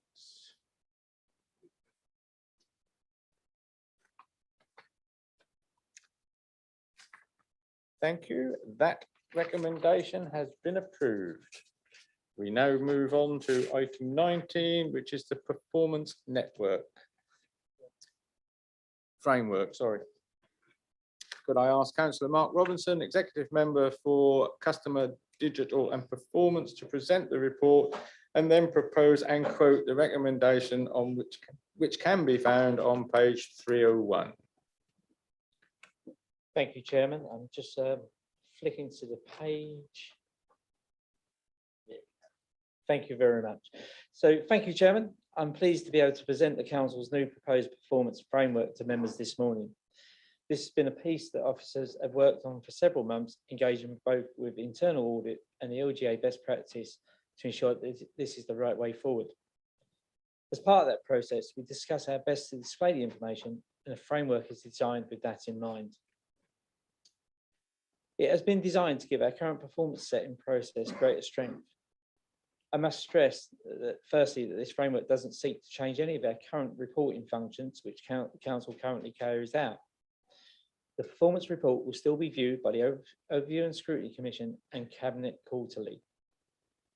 What the framework sets out to do is link together all the various elements of performance reporting into a single document. This enables both members and residents to understand how the Council designs performance indicators and how it reports on them. The framework also acts as a guide for managers in how to design future indicators and the standards that the council holds itself to. The framework went through overview and scrutiny commission in the summer, and based on feedback from that commission, we tried to make it a more accessible document in terms of simplicity, with the inclusion of an infographic to illustrate our performance functions at the council. The framework itself is quite an academic and complex document, and therefore we are working on a video which will be posted both on our website and online, which explains in simple terms how the performance framework functions. The recommendation following debate was to agree the adoption of the JAS performance framework. But at this point, I would like to hand over to Ryan Pack, who's going to go through some more specifics on this particular report. Before we do that, Ryan, can I ask for a seconder to the proposal? Yes. And then I would ask the members if they have any questions that they would like Ryan to answer. No. In that case, we will move to the vote. All those in favour?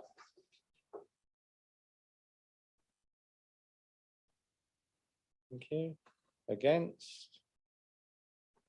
And any abstentions?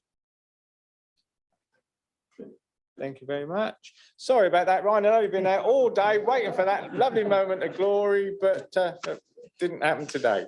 Right, we will now move on to number 20, which is the appointment of external auditors from 23 to 24.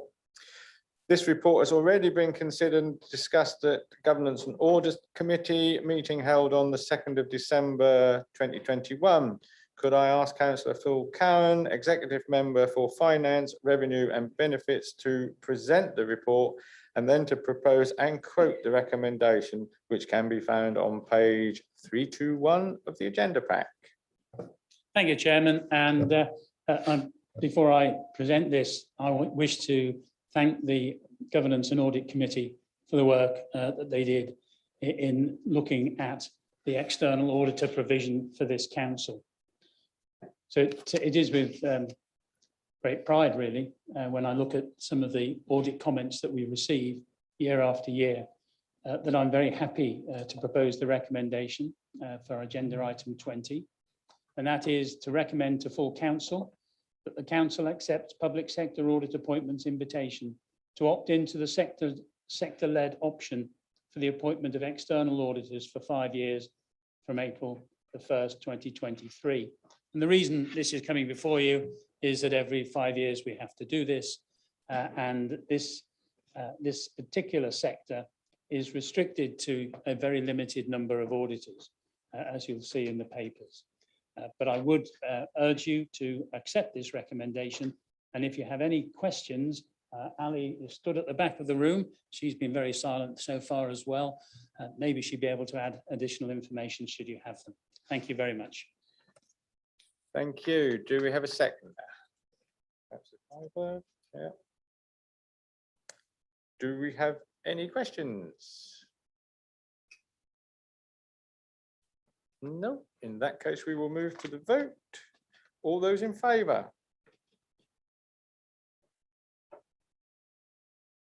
Against? Any abstentions? Oh. Sorry, Ali. I know you've done a great bit, but you might get in on the next one, apparently. We will now move on to 21, Treasury Management Policy and Strategy 22-23. This report has already been considered and discussed at Governance and Audit Committee held on the 2nd of December.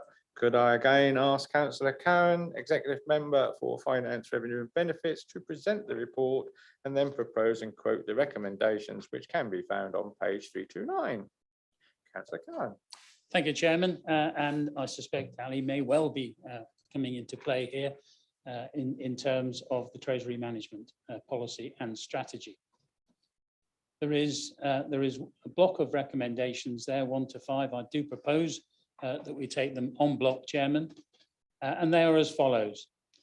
that the Treasury Management Strategy 22-23 to 24-25 at Appendix A be approved, that the minimum reserve provision, which is shortened to MRP, statement contained within Appendix A, which sets out the Council's policy on MRP, is also approved. Number 3, that the prudential and local indicators and limits contained within Appendix A tables 1 to 11 are approved. 4, that the investment strategy 22 to 23 at Appendix B and the detailed criteria included in Appendix B1 is also approved. And finally, that the Treasury management policy at Appendix E is also approved.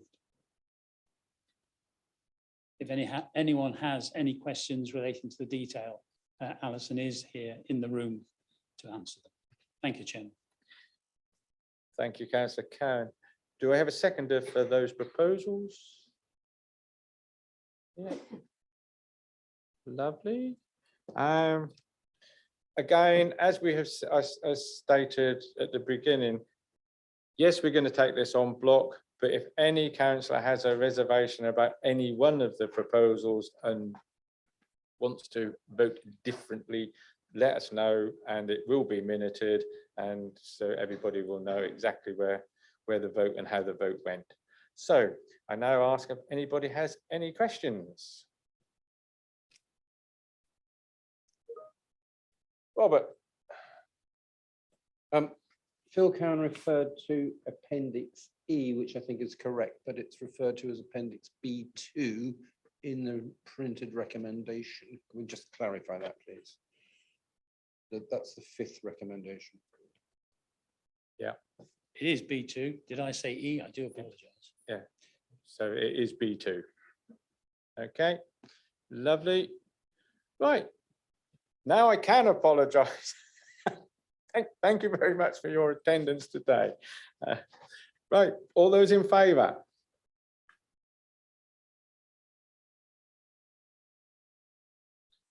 All those against? Any abstentions? Thank you. Those recommendations have been approved. We now move on to 22, Constitution proposed variations. This report has already been considered and discussed at Governance and Audit Committee meeting held on the 2nd of December. Could I ask Councillor Ian Sherwood, Executive Member for People, Communications and Governance, to present the report and then propose and quote the recommendations, which can be found on page 376 on the agenda pack. Thank you, Mr. Chairman. Could I refer members to page 376, and if the chairman wishes me to read out all of those 5 recommendations, I gladly will. I would rather hope you would excuse me of that, and I will assume that my colleagues will have seen and can see and can read all of those 5 recommendations, but I will if you wish me to, Mr. Chairman. As the chairman said, the proposals were discussed and recommended for approval by the Governance and Audit Committee on the 2nd of December, where all members had the opportunity to raise any concerns and questions. The recommendations are listed there, as I've already said, and I would like to propose those recommendations, Mr. Chairman. Would you like me to read them all out? Normally to that, I would say yes, not for the members here who I would have expected to have read them, but it is more so for those people that are looking on YouTube and various bits. I gladly will. But that is what the reason for it is, so I would appreciate it if you would. I gladly will, Mr. Chair. Noted. Recommendation 1, that in order to clarify those situations where the Section 151 officer is able to appoint deputies, the Constitution be varied as shown in Appendix A. 2, that Part 3, Section F3, Paragraph VG, delegations to the S151 officer of the Constitution be varied to read as follows. G, power to write off debts in accordance with the approved debt recovery policy and power to authorise disposal of obsolete stores or equipment subject to compliance with any requirements contained elsewhere within the Constitution.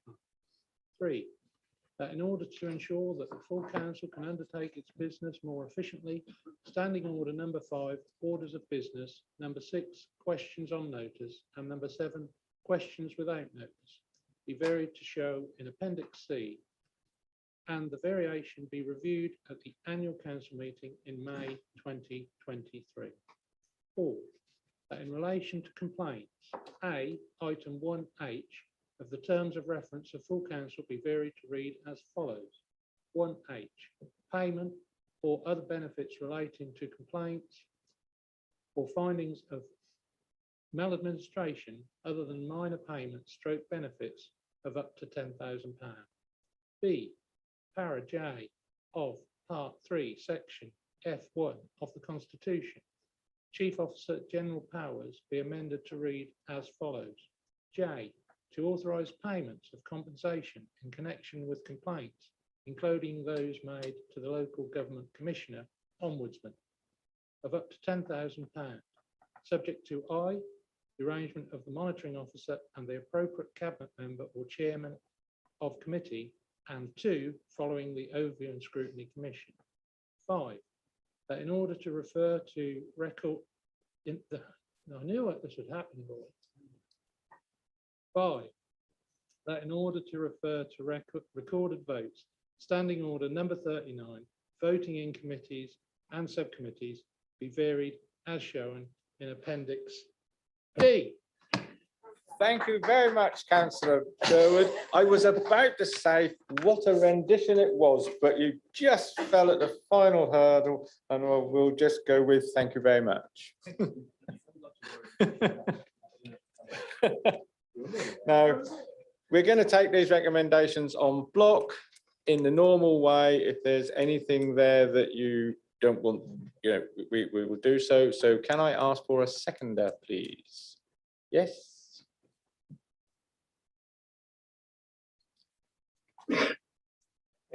Any questions? Oh, Terry, how do you, Terry? Thank you, Chairman. Not a question. Thank you. I'd like to respond to the debate, if I may.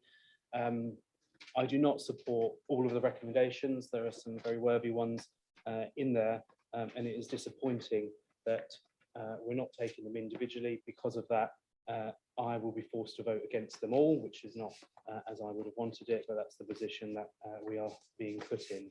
And I would ask at this point that my vote against be recorded, please. I do not, specifically, I do not support the changes to questions without notice. And what I see as this latest attack on scrutiny and accountability at this council, being done in the name of some veiled drive for efficiencies. Look back at the last full councils. October, 1 hour and 22 minutes. September, 1 hour and 27 minutes. Even April's AGM, 1 hour and 45 minutes. If that's too taxing for our cabinet and wider members, then we really are in a sorry state of affairs. Earlier today, we heard how everyone here is so very hardworking, and they're paid accordingly because of that. But here we are amending the Constitution to erode accountability in the name of efficiencies. We don't even have the time, once every so often, to subject ourselves to questioning. I think the review penciled in for May 2023 is of note. In a year as we approach the next set of Breckland elections, you will be voting to limit the opportunity for questioning, and then you'll review it. Even today, combining 2 full council meetings into one, we're almost done for the day, and we haven't even reached 12 o'clock. The EDP recently highlighted how elected politicians are quick to seek out the press when they want to share good news, but go to ground when it's something they don't want to talk about, like beating horses, for example.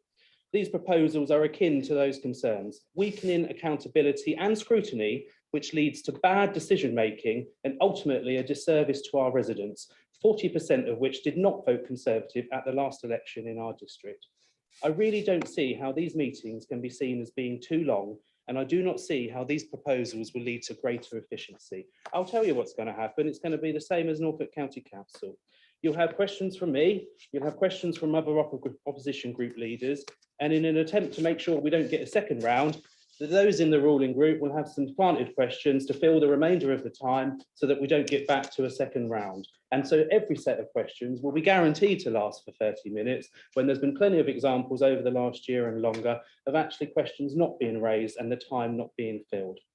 Let's call this what this is: a further attempt to weaken accountability and scrutiny at this council in a cabinet system, particularly where there's a large majority of one party. There are already very few checks and balances, not just for opposition councillors, but those of you who are backbench members of the ruling group too. Breckland Council is a democratic body. Scrutiny and questioning is fundamental, and I urge members to reject this proposed change. Thank you. Councillor Gilbert. Thank you, Chairman. I think Terry has really summed up everything I was going to say. I go back a long way on this council, as you know. I'm probably the longest serving member in the room today. Over the years, this council has had some good debates. We haven't all agreed. We have had, but they've been good debates and thorough debates. And a good debate can come out of a question.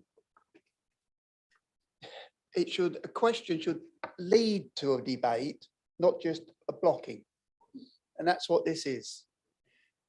I would like to make a proposal, Mr. Chairman, that on page 384, 7.5, questions shall be put and answered without discussion be removed. What is the point of asking a question and you get a woolly answer that doesn't really answer the question? It doesn't get to what you are trying to get at. I think this is a retrograde step, which is it's a threat to the democracy of this council. And I cannot support this particular piece. There are other things in there which, as I see it, tidy things up and are good. But if you're taking this on block, then there's no way I can support it. And I would propose, as I say, that point 7.5 on page 384 is deleted. Hope I get a seconder. Thank you, councillor. Do we have a seconder for that proposal? Yes. In that case, we take that to the vote first. Any other questions, any debate onto that, on this particular point of, right? So in that case, we will take that. Right, so what would be the amended wording that you propose, councillor Gilbert? No other wording, just removed. Just removed. Okay. Fine. All those in favour of that proposal?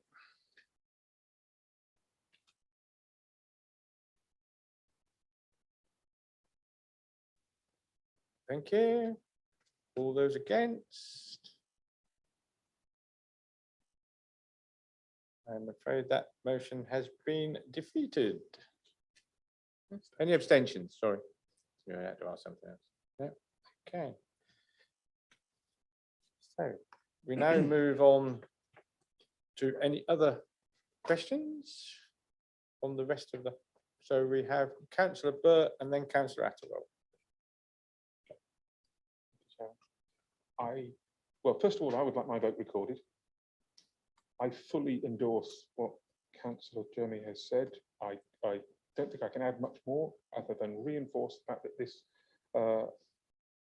amendment number 3 is simply there to reduce scrutiny. It will have a dramatic democratic effect on this council.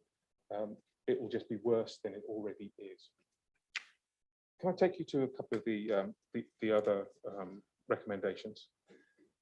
I'm slightly worried about recommendation 2. No, I'm quite worried about recommendation 2, which appears to me to be quite lazy wording. The recommendation talks about instead of actually listing anything, just any other requirements that might be in the Constitution.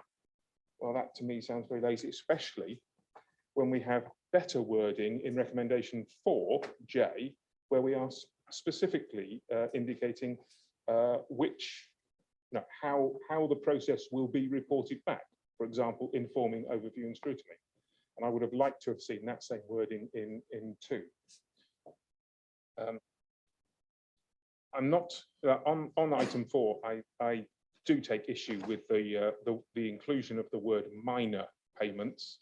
However, how on earth can £10,000 be regarded as minor in terms of a payment for maladministration? I think that I think many of the members of the public that looked at that would be dismayed that we just cast aside a £10,000 payment as just a minor thing.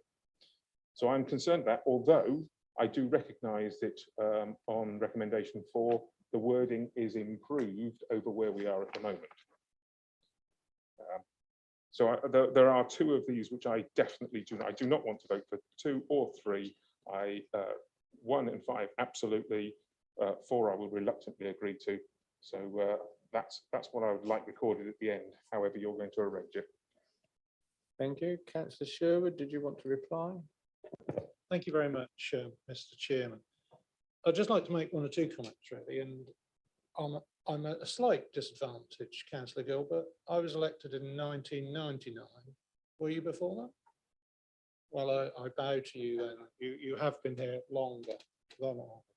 But it's important to remember, and I hope our memories might come together on this, that the actual way the Constitution is at the moment was actually from 2016, when we were linking with South Holland. And if you remember, at that time, we looked at the 2 constitutions, and for officers' purposes, some of those amendments were brought through in 2016. The purpose is not about, item 3 is one that's been discussed. The purpose is not about reducing members' ability to speak or ask questions. It's about ensuring that all members across all groups have an equal chance to ask questions in a fair and timely way. The questions remain in the same order, i.e. Leader of the Opposition, and if time allows, we will then circle back to this. I think an important factor about this is that the Chairman of the Council, Councillor Roy Brown, he oversees the smooth running of these meetings, and it's very important, as you say, for democracy. And Roy looked at the way the council was running and came forward with some of these suggestions. They went to Governance and Audit, Governance and Audit went through them, and those recommendations have been put forward to full council. So, you know, it's followed the correct process, it's gone through members' discussion, opportunities to look at that have been presented there. So that's how we find ourselves where we are today with these recommendations. So to conclude, Mr. Chairman, unless you wish to add anything yourself or general Governance and Audit, the recommendations I have proposed and read, and we have had it seconded, I believe. Thank you.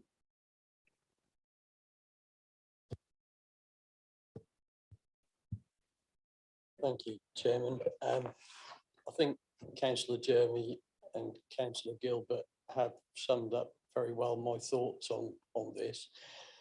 There are elements of the recommendations that I can support, and I would ask that these are taken individually. Item 3, I cannot support. Quite clearly, that is an attack on the opposition's ability to ask questions in the way that we do in this forum. And I have to say, I'd probably take that as a badge of pride that we've arrived at this situation where you have an opposition that has been trying to ask questions, the opposition that has worked well together. And I'll probably go away and take that as a badge of pride that this administration feels that it can't stand on its record and answer questions in this forum in the way that we do now.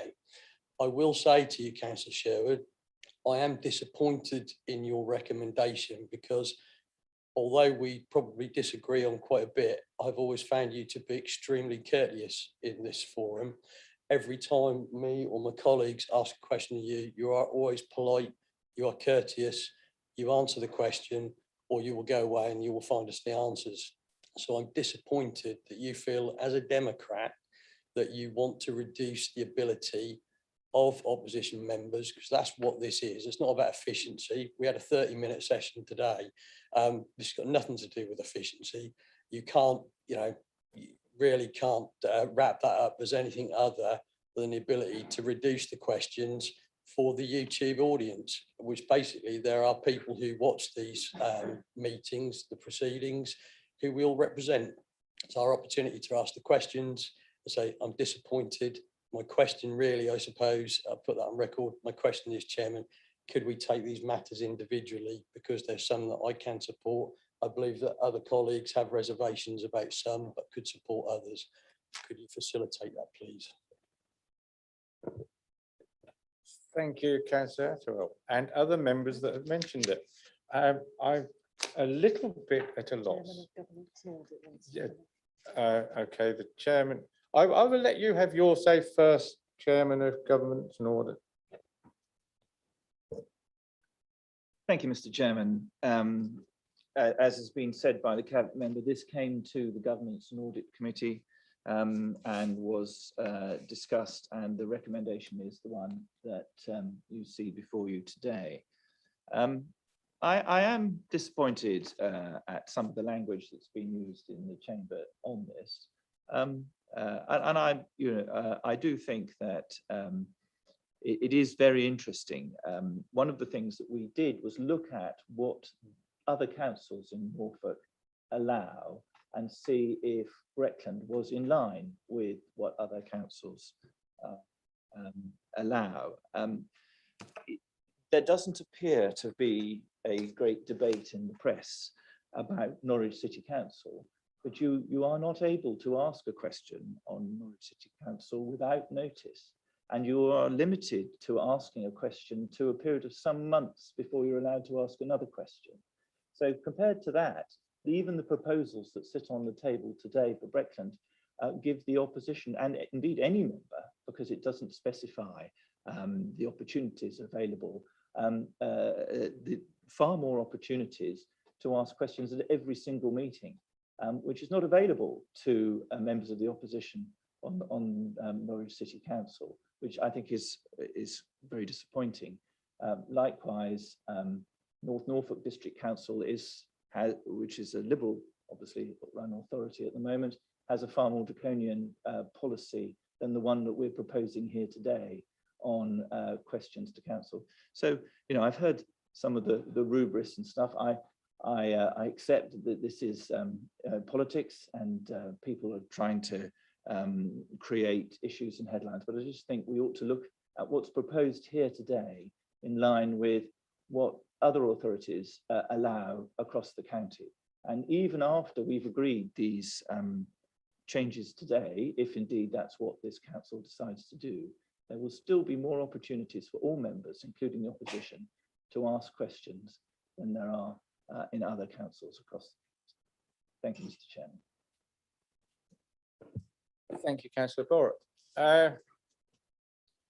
I will have a couple of comments on this because it has been mentioned that it was something that I brought up after our first meeting back in public. Prior to that, we had been on Zoom and various things. And I would like to make a couple of points. The questions under notice are a marvellous idea for members to be able to help their constituents. It's not a marvellous idea that you have to ask it here. You should be doing all that council work, as I explained to our new member, all of the time. You'll get all of the answers. Now, if any of those answers are not correct, the coming back without notice is your prerogative to do, and it will be upheld.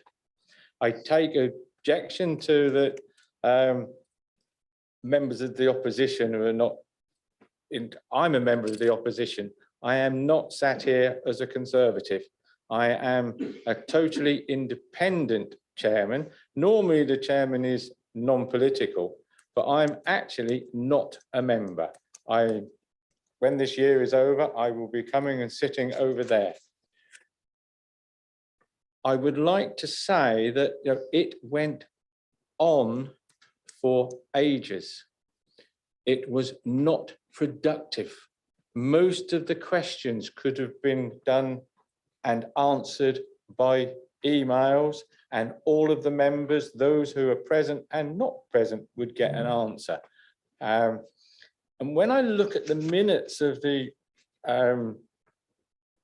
audit and governance meeting, none of the people who have spoken today mentioned anything at all about any of the things that you're now saying.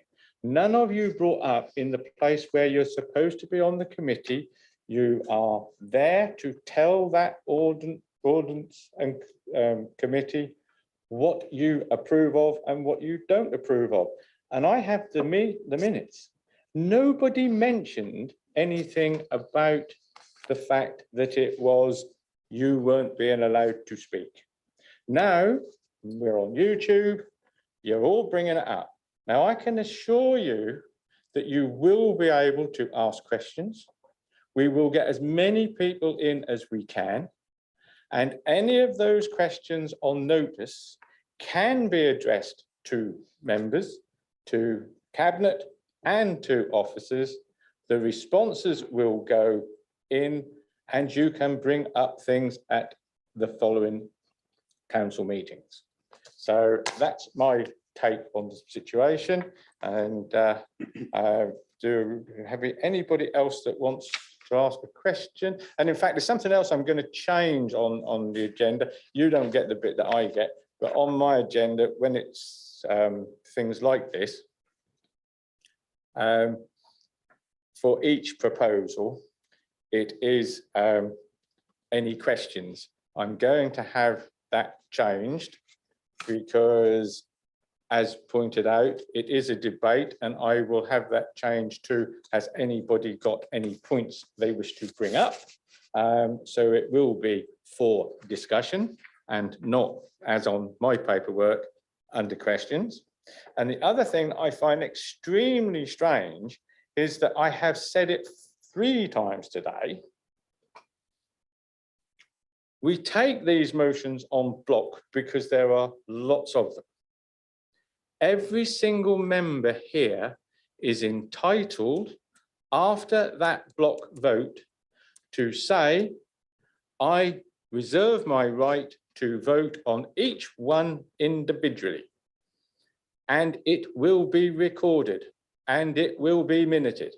It is the whole point of trying to actually let members have the chance of speaking. So for people to keep saying, will you make it one at a time and do? No, I won't, because I am giving you all individually the option to do. So we will take it to the vote on block. And then after that vote, anybody who disagrees and would like to change and have an individual vote can do so, and it will be recorded in the minutes. Councillor Dowling wanted to ask a question, and then I'll go to Councillor Sherwood. There's actually a point I'd like to make, that whilst I agree with a lot of what the chairman has said, I think a week is a long time in politics, and to say that we should all do advanced questions is not always possible and is not democratic, to be quite frank. I agree entirely with that. That's why questions without notice is still on the agenda. Councillor Sherwood. Thank you, Mr. Chairman. I'd like to conclude, if we can, this debate with your permission, but you will make that decision. Comments have been made about it being political. I'd like to point out that this administration did not call for this. It was a requirement, this particular item, put forward by the independent chairman of the council. It was taken to governance and audit, and as the chairman has indicated, there were no comments or concerns raised at that point. This is how democracy works. So a member of the council, any member of the council can bring forward things to be considered. This was done in the appropriate way by the independent chairman of the council to governance and audit that had discussion. You've heard from the chairman of governance and audit about the consideration they put into it, looking into other councils and how it works. And you've heard all the points made about how questions will continue to be able to be asked by opposition and or others. Thank you, Mr. Chairman. I, for a third time, propose the recommendation. Thank you, Councillor. We will now go. It went off again. We will now take these recommendations en bloc. All those in favour?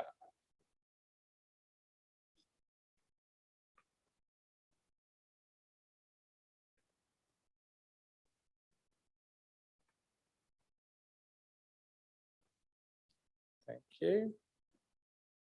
All those against? Thank you. Have we made a note of those names? Any abstentions?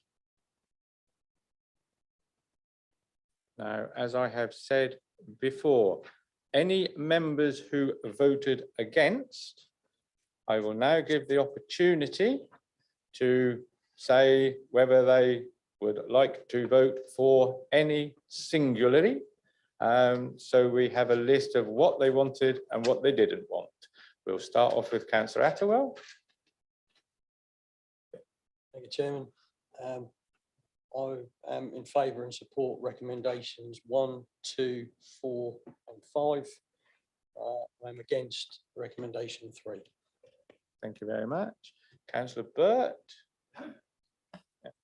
I'm in favour of recommendation 1. I'd like to vote against recommendations 2 and 3. I'm in favour of 4 and in favour of 5. I'm going to have that recorded, please. Thank you very much. Councillor Gilbert. Thank you, Chairman. I'm in favour of recommendations 1, 2, 4 and 5 and against recommendation 3. Thank you, Councillor Gilbert. Is there anybody else that voted against that wishes to? Yep, Councillor Jeremy.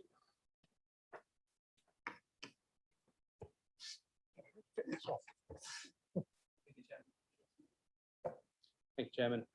In support of all apart from number 3, please. Thank you. Councillor Dowling. I am for 1, 2, 4 and 5 and against 3. Thank you. Councillor Brindle. I don't think so. To say that I'm against 3. Thank you. Thank you. I'm against number 3, but in support of all the others. Thank you very much. Oh, Councillor Dixon, sorry. I'm in Morton, sorry. favour of 1, 4 and 5 and against 2 and 3. Thank you. Julie, you've got all of that? Okay. We now have a good, everything has been recorded. It will all be minuted, so everybody will know exactly what was felt. And I thank you very much for your patience in getting through that. It just leaves me to say that the recommendations have been approved. We now move on to item 23, which is General Purposes Committee. And I would ask Rob Walker, Monitoring Officer, to present the report. And he will be very pleased to know I shan't be asking him to quote the recommendations. So whoever, if there is a proposer to this, I will expect them to do so. So Rob, if you would like to carry on. Thank you, Chairman. not sure whether Councillor Sherwood or I should be most offended that you've not asked me to read all seven recommendations. In front of members is a report that seeks to re-establish the General Purposes Committee. For those members who were part of the council sort of pre-2016, the General Purposes Committee would have been a familiar part of the democratic structure at Breckland, and this report is seeking to introduce it. There's a whole range of functions and constitutional changes that are detailed in the body of the report, and I won't go through those in particular detail. The intention of the General Purposes Committee is to look at member-related training and also staffing training and staffing issues as the organisation develops and evolves over forthcoming years. Obviously, as part of the proposals, it would see the stopping the member development panel, and that work would be assumed by the General Purposes Committee, and it would deal with all staffing issues except for those that relate to the head of paid service, the monitoring officer, and the Section 151 officer, and those issues will be dealt with by the Appointments and Disciplinary Committee, as detailed in the body of the report. Increasingly, as we develop as an organisation, we spend increasing amounts of time looking at staff development and member development to make sure we're fit for purpose and we have the resources that are necessary at our disposal. The principles behind this report are to re-establish the committees so that those can be debated and considered in detail by members of this authority. There are details proposed regarding the size of the committee at 6 and the political balance as the calculator's been applied. Chairman, I'm happy to take any comments or questions. The recommendation is essentially to re-establish the General Purposes Committee. Thank you. Do I have a proposer for this? Councillor Sherwood? Thank you, Mr. Chairman. Before you start, just for you only, because this is very much a council thing that the public may well think, oh, I'm not quite sure what that all means. I will let them read that on YouTube and on our website, and I will just accept the proposal that you are going to put forward without you having to read all of it. Thank you. Mr. Chairman, I'm exceedingly disappointed in that, and with your permission, I would like to read the recommendation as the portfolio holder for democratic services and legal services. I think your point made earlier is important, and the public should hear what we are voting on. I'm also a huge fan of Just a Minute, and if anyone wants to time me to see if I have any repetition, deviation, or any other faults, I will do my best. Mr. Chairman, I would like to propose the following recommendation: that the General Purposes Committee be re-established with immediate effect as follows.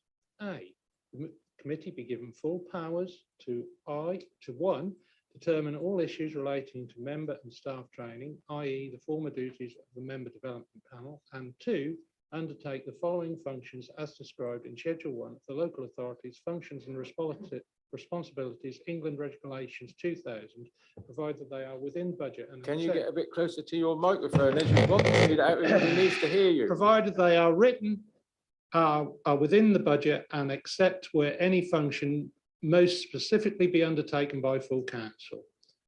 Functions relating to health and safety work, functions relating to elections, functions relating to community governance, amending, revoking, reenacting or enforcing bylaws, functions relating to smoke-free premises, functions relating to pensions, appointment of staff and determination of terms and conditions on which they hold office, including procedures for dismissal.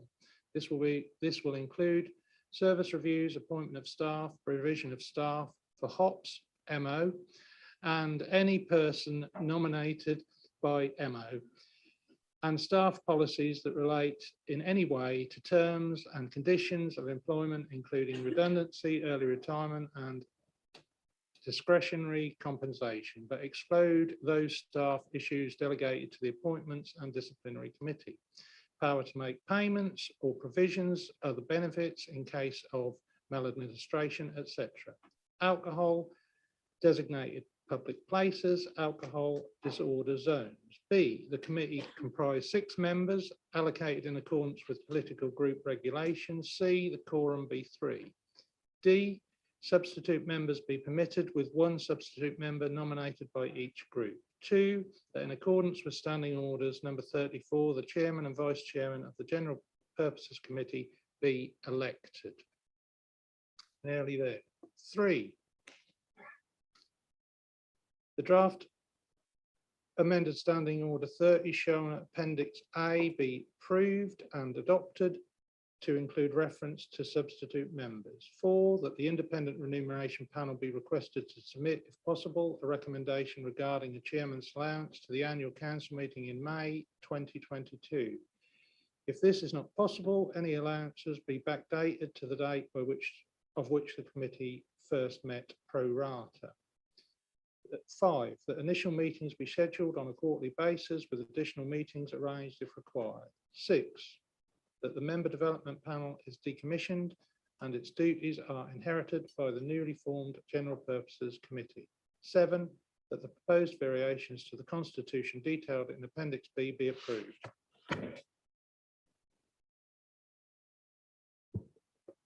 Thank you very much. Do we have a seconder? Yes, got that, Barry?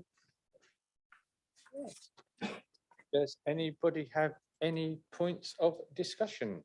We will go with Councillor Gilbert first. Thank you, Chairman. I'm very pleased to support this. And one of the reasons is that it upgrades the old member development panel, which had lower status than committee. And it is now part of a committee structure, which will be reporting obviously through to this council. So I sat on the member development panel for quite a long while in the times when Ian was chairman. And we worked hard on member development, and it was, I think we all felt that it was a shame that not more members took up what was on offer. So I'm hoping that by giving this higher profile on member training, more members will get involved in training, and so I fully support this. Thank you. Thank you, Councillor Gilbert. Does anybody else want to make a point? No. In that case, we will go to take these recommendations on block, but as always, after the vote, if anybody wishes to make it known that there are bits that they do like and bits that they don't, we will take that and that will be recorded. So all those in favour of these recommendations?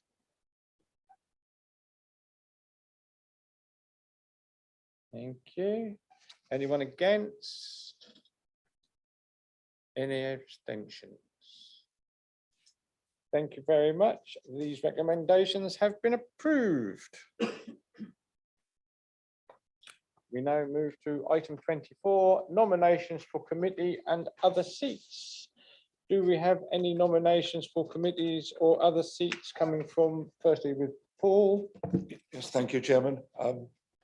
Some of this is due to Trevor Carter having to stand down through illness.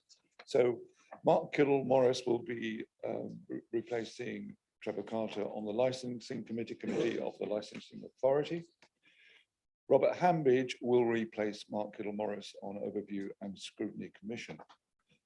And now that General Purposes has been approved, I would like to nominate the following, please. Linda Turner as chair. Linda Monument, Ed Coleman as vice chair, Tristan Ashby and Robert Hambidge. Our substitute member will be Philip Digan. On other seats or outside bodies, our Restorative Approaches Board will be Gordon Bambridge. Norfolk Countrywide Community Safety Partnership Scrutiny Subpanel will be Robert Hambidge. Supporting People Commissioning Body Members Champion Group will be Marion Chapman-Allen.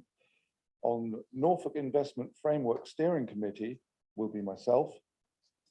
And the substitute member for that, because it is a new outside body, will be Sarah Suggett.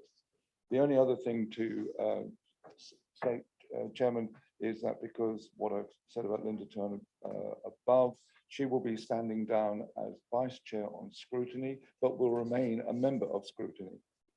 And the vice chairmanship will now go to Fabian Eagle. Thank you, Councillor Carroll. Councillor Jeremy. Thank you, Chairman. In a similar vein, Councillor Susan Dowling will be the Labour rep on the General Purposes Committee and I will be the substitute. And whilst speaking, I would be grateful if the Legal Services Manager could just confirm the constitutionality of appointing Vice Chairman and Chairman of committees under this agenda item, which is specifically for seats on committees and not chairmanships. In the past, there's always been a separate agenda item when we're voting to approve chairmans. Thank you. Councillor Atwell?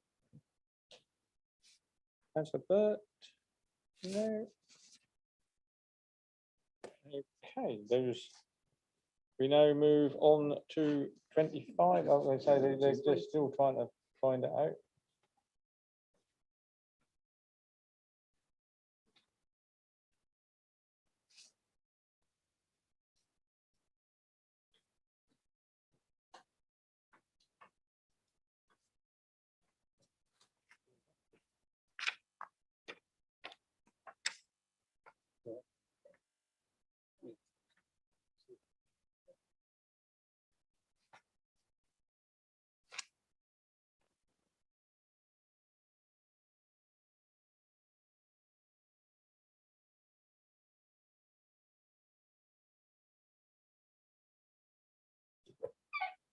Thank you.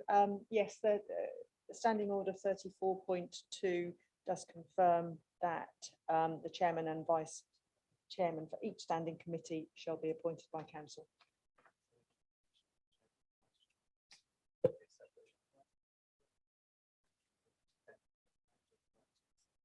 I'm content that it could fall under this agenda item. Yeah, I think Councillor Jeremy, I think it needs to be a decision of the committee to appoint the chairman and the vice chairman. It doesn't have to be a standalone committee item. So if the chairman was happy to do so, we could receive proposals and seconders for the both positions of chairman and vice chairman, and that vote could be taken at this meeting. It doesn't have to be a standalone item. Thank you, officers. Yeah, well, I would be quite happy if yeah, can do it under there. Yeah. Yeah. Okay. Right. We'll come to that. We now move to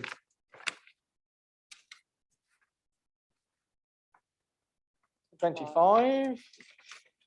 There are no further changes to the Constitution that I am aware of.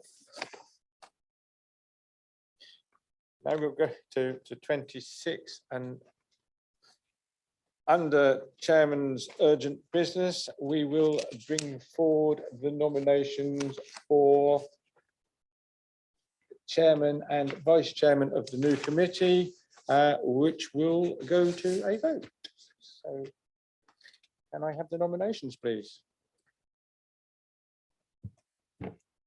Chairman, I would like to nominate Linda Turner for chairman of the committee, and I would like to nominate Ed Coleman as vice chairman of the committee.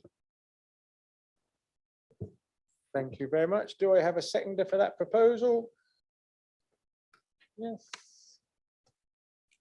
Anybody wish to make comment?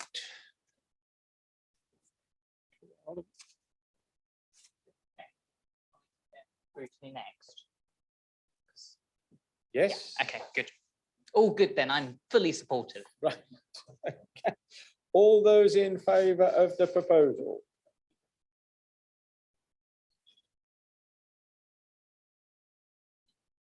Thank you. All those against?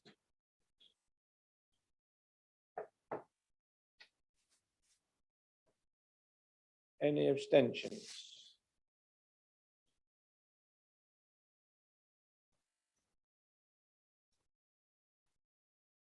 Okay.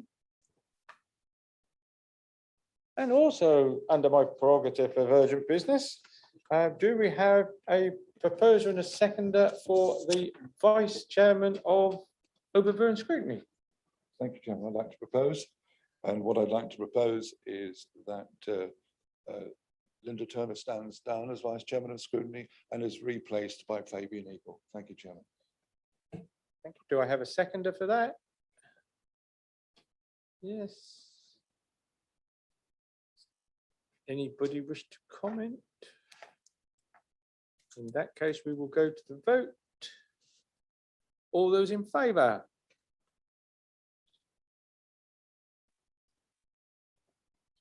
Thank you. Against?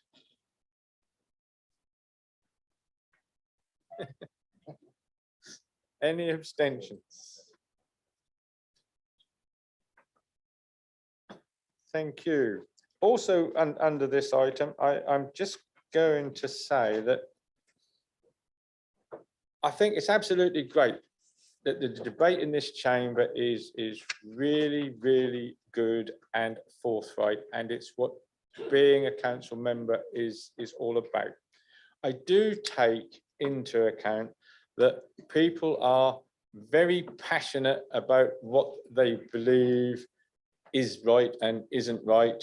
And I take into account that people want to be very passionate on how they defend what the council is doing if they believe it's doing a good job. But I would ask all members to remember that we are all doing this for the good of the constituencies. The people are what we're here to represent, and I would ask to try not to be personal. There isn't any need for it. I'm sure the people who watch on YouTube don't appreciate the personal go at each other. So please, if we could just make sure that, you know, keep to the points, keep to the argument about whether or not we feel the issue is correct, not how individual members put the issue across. And I thank you for that. Now, before I close the meeting, I would just like to say to the people on YouTube, I'm sure you've had a wonderful morning and thoroughly enjoyed what has happened. And obviously we hope to see you again, or hope that you will see us again at our next meeting. So thank you very much.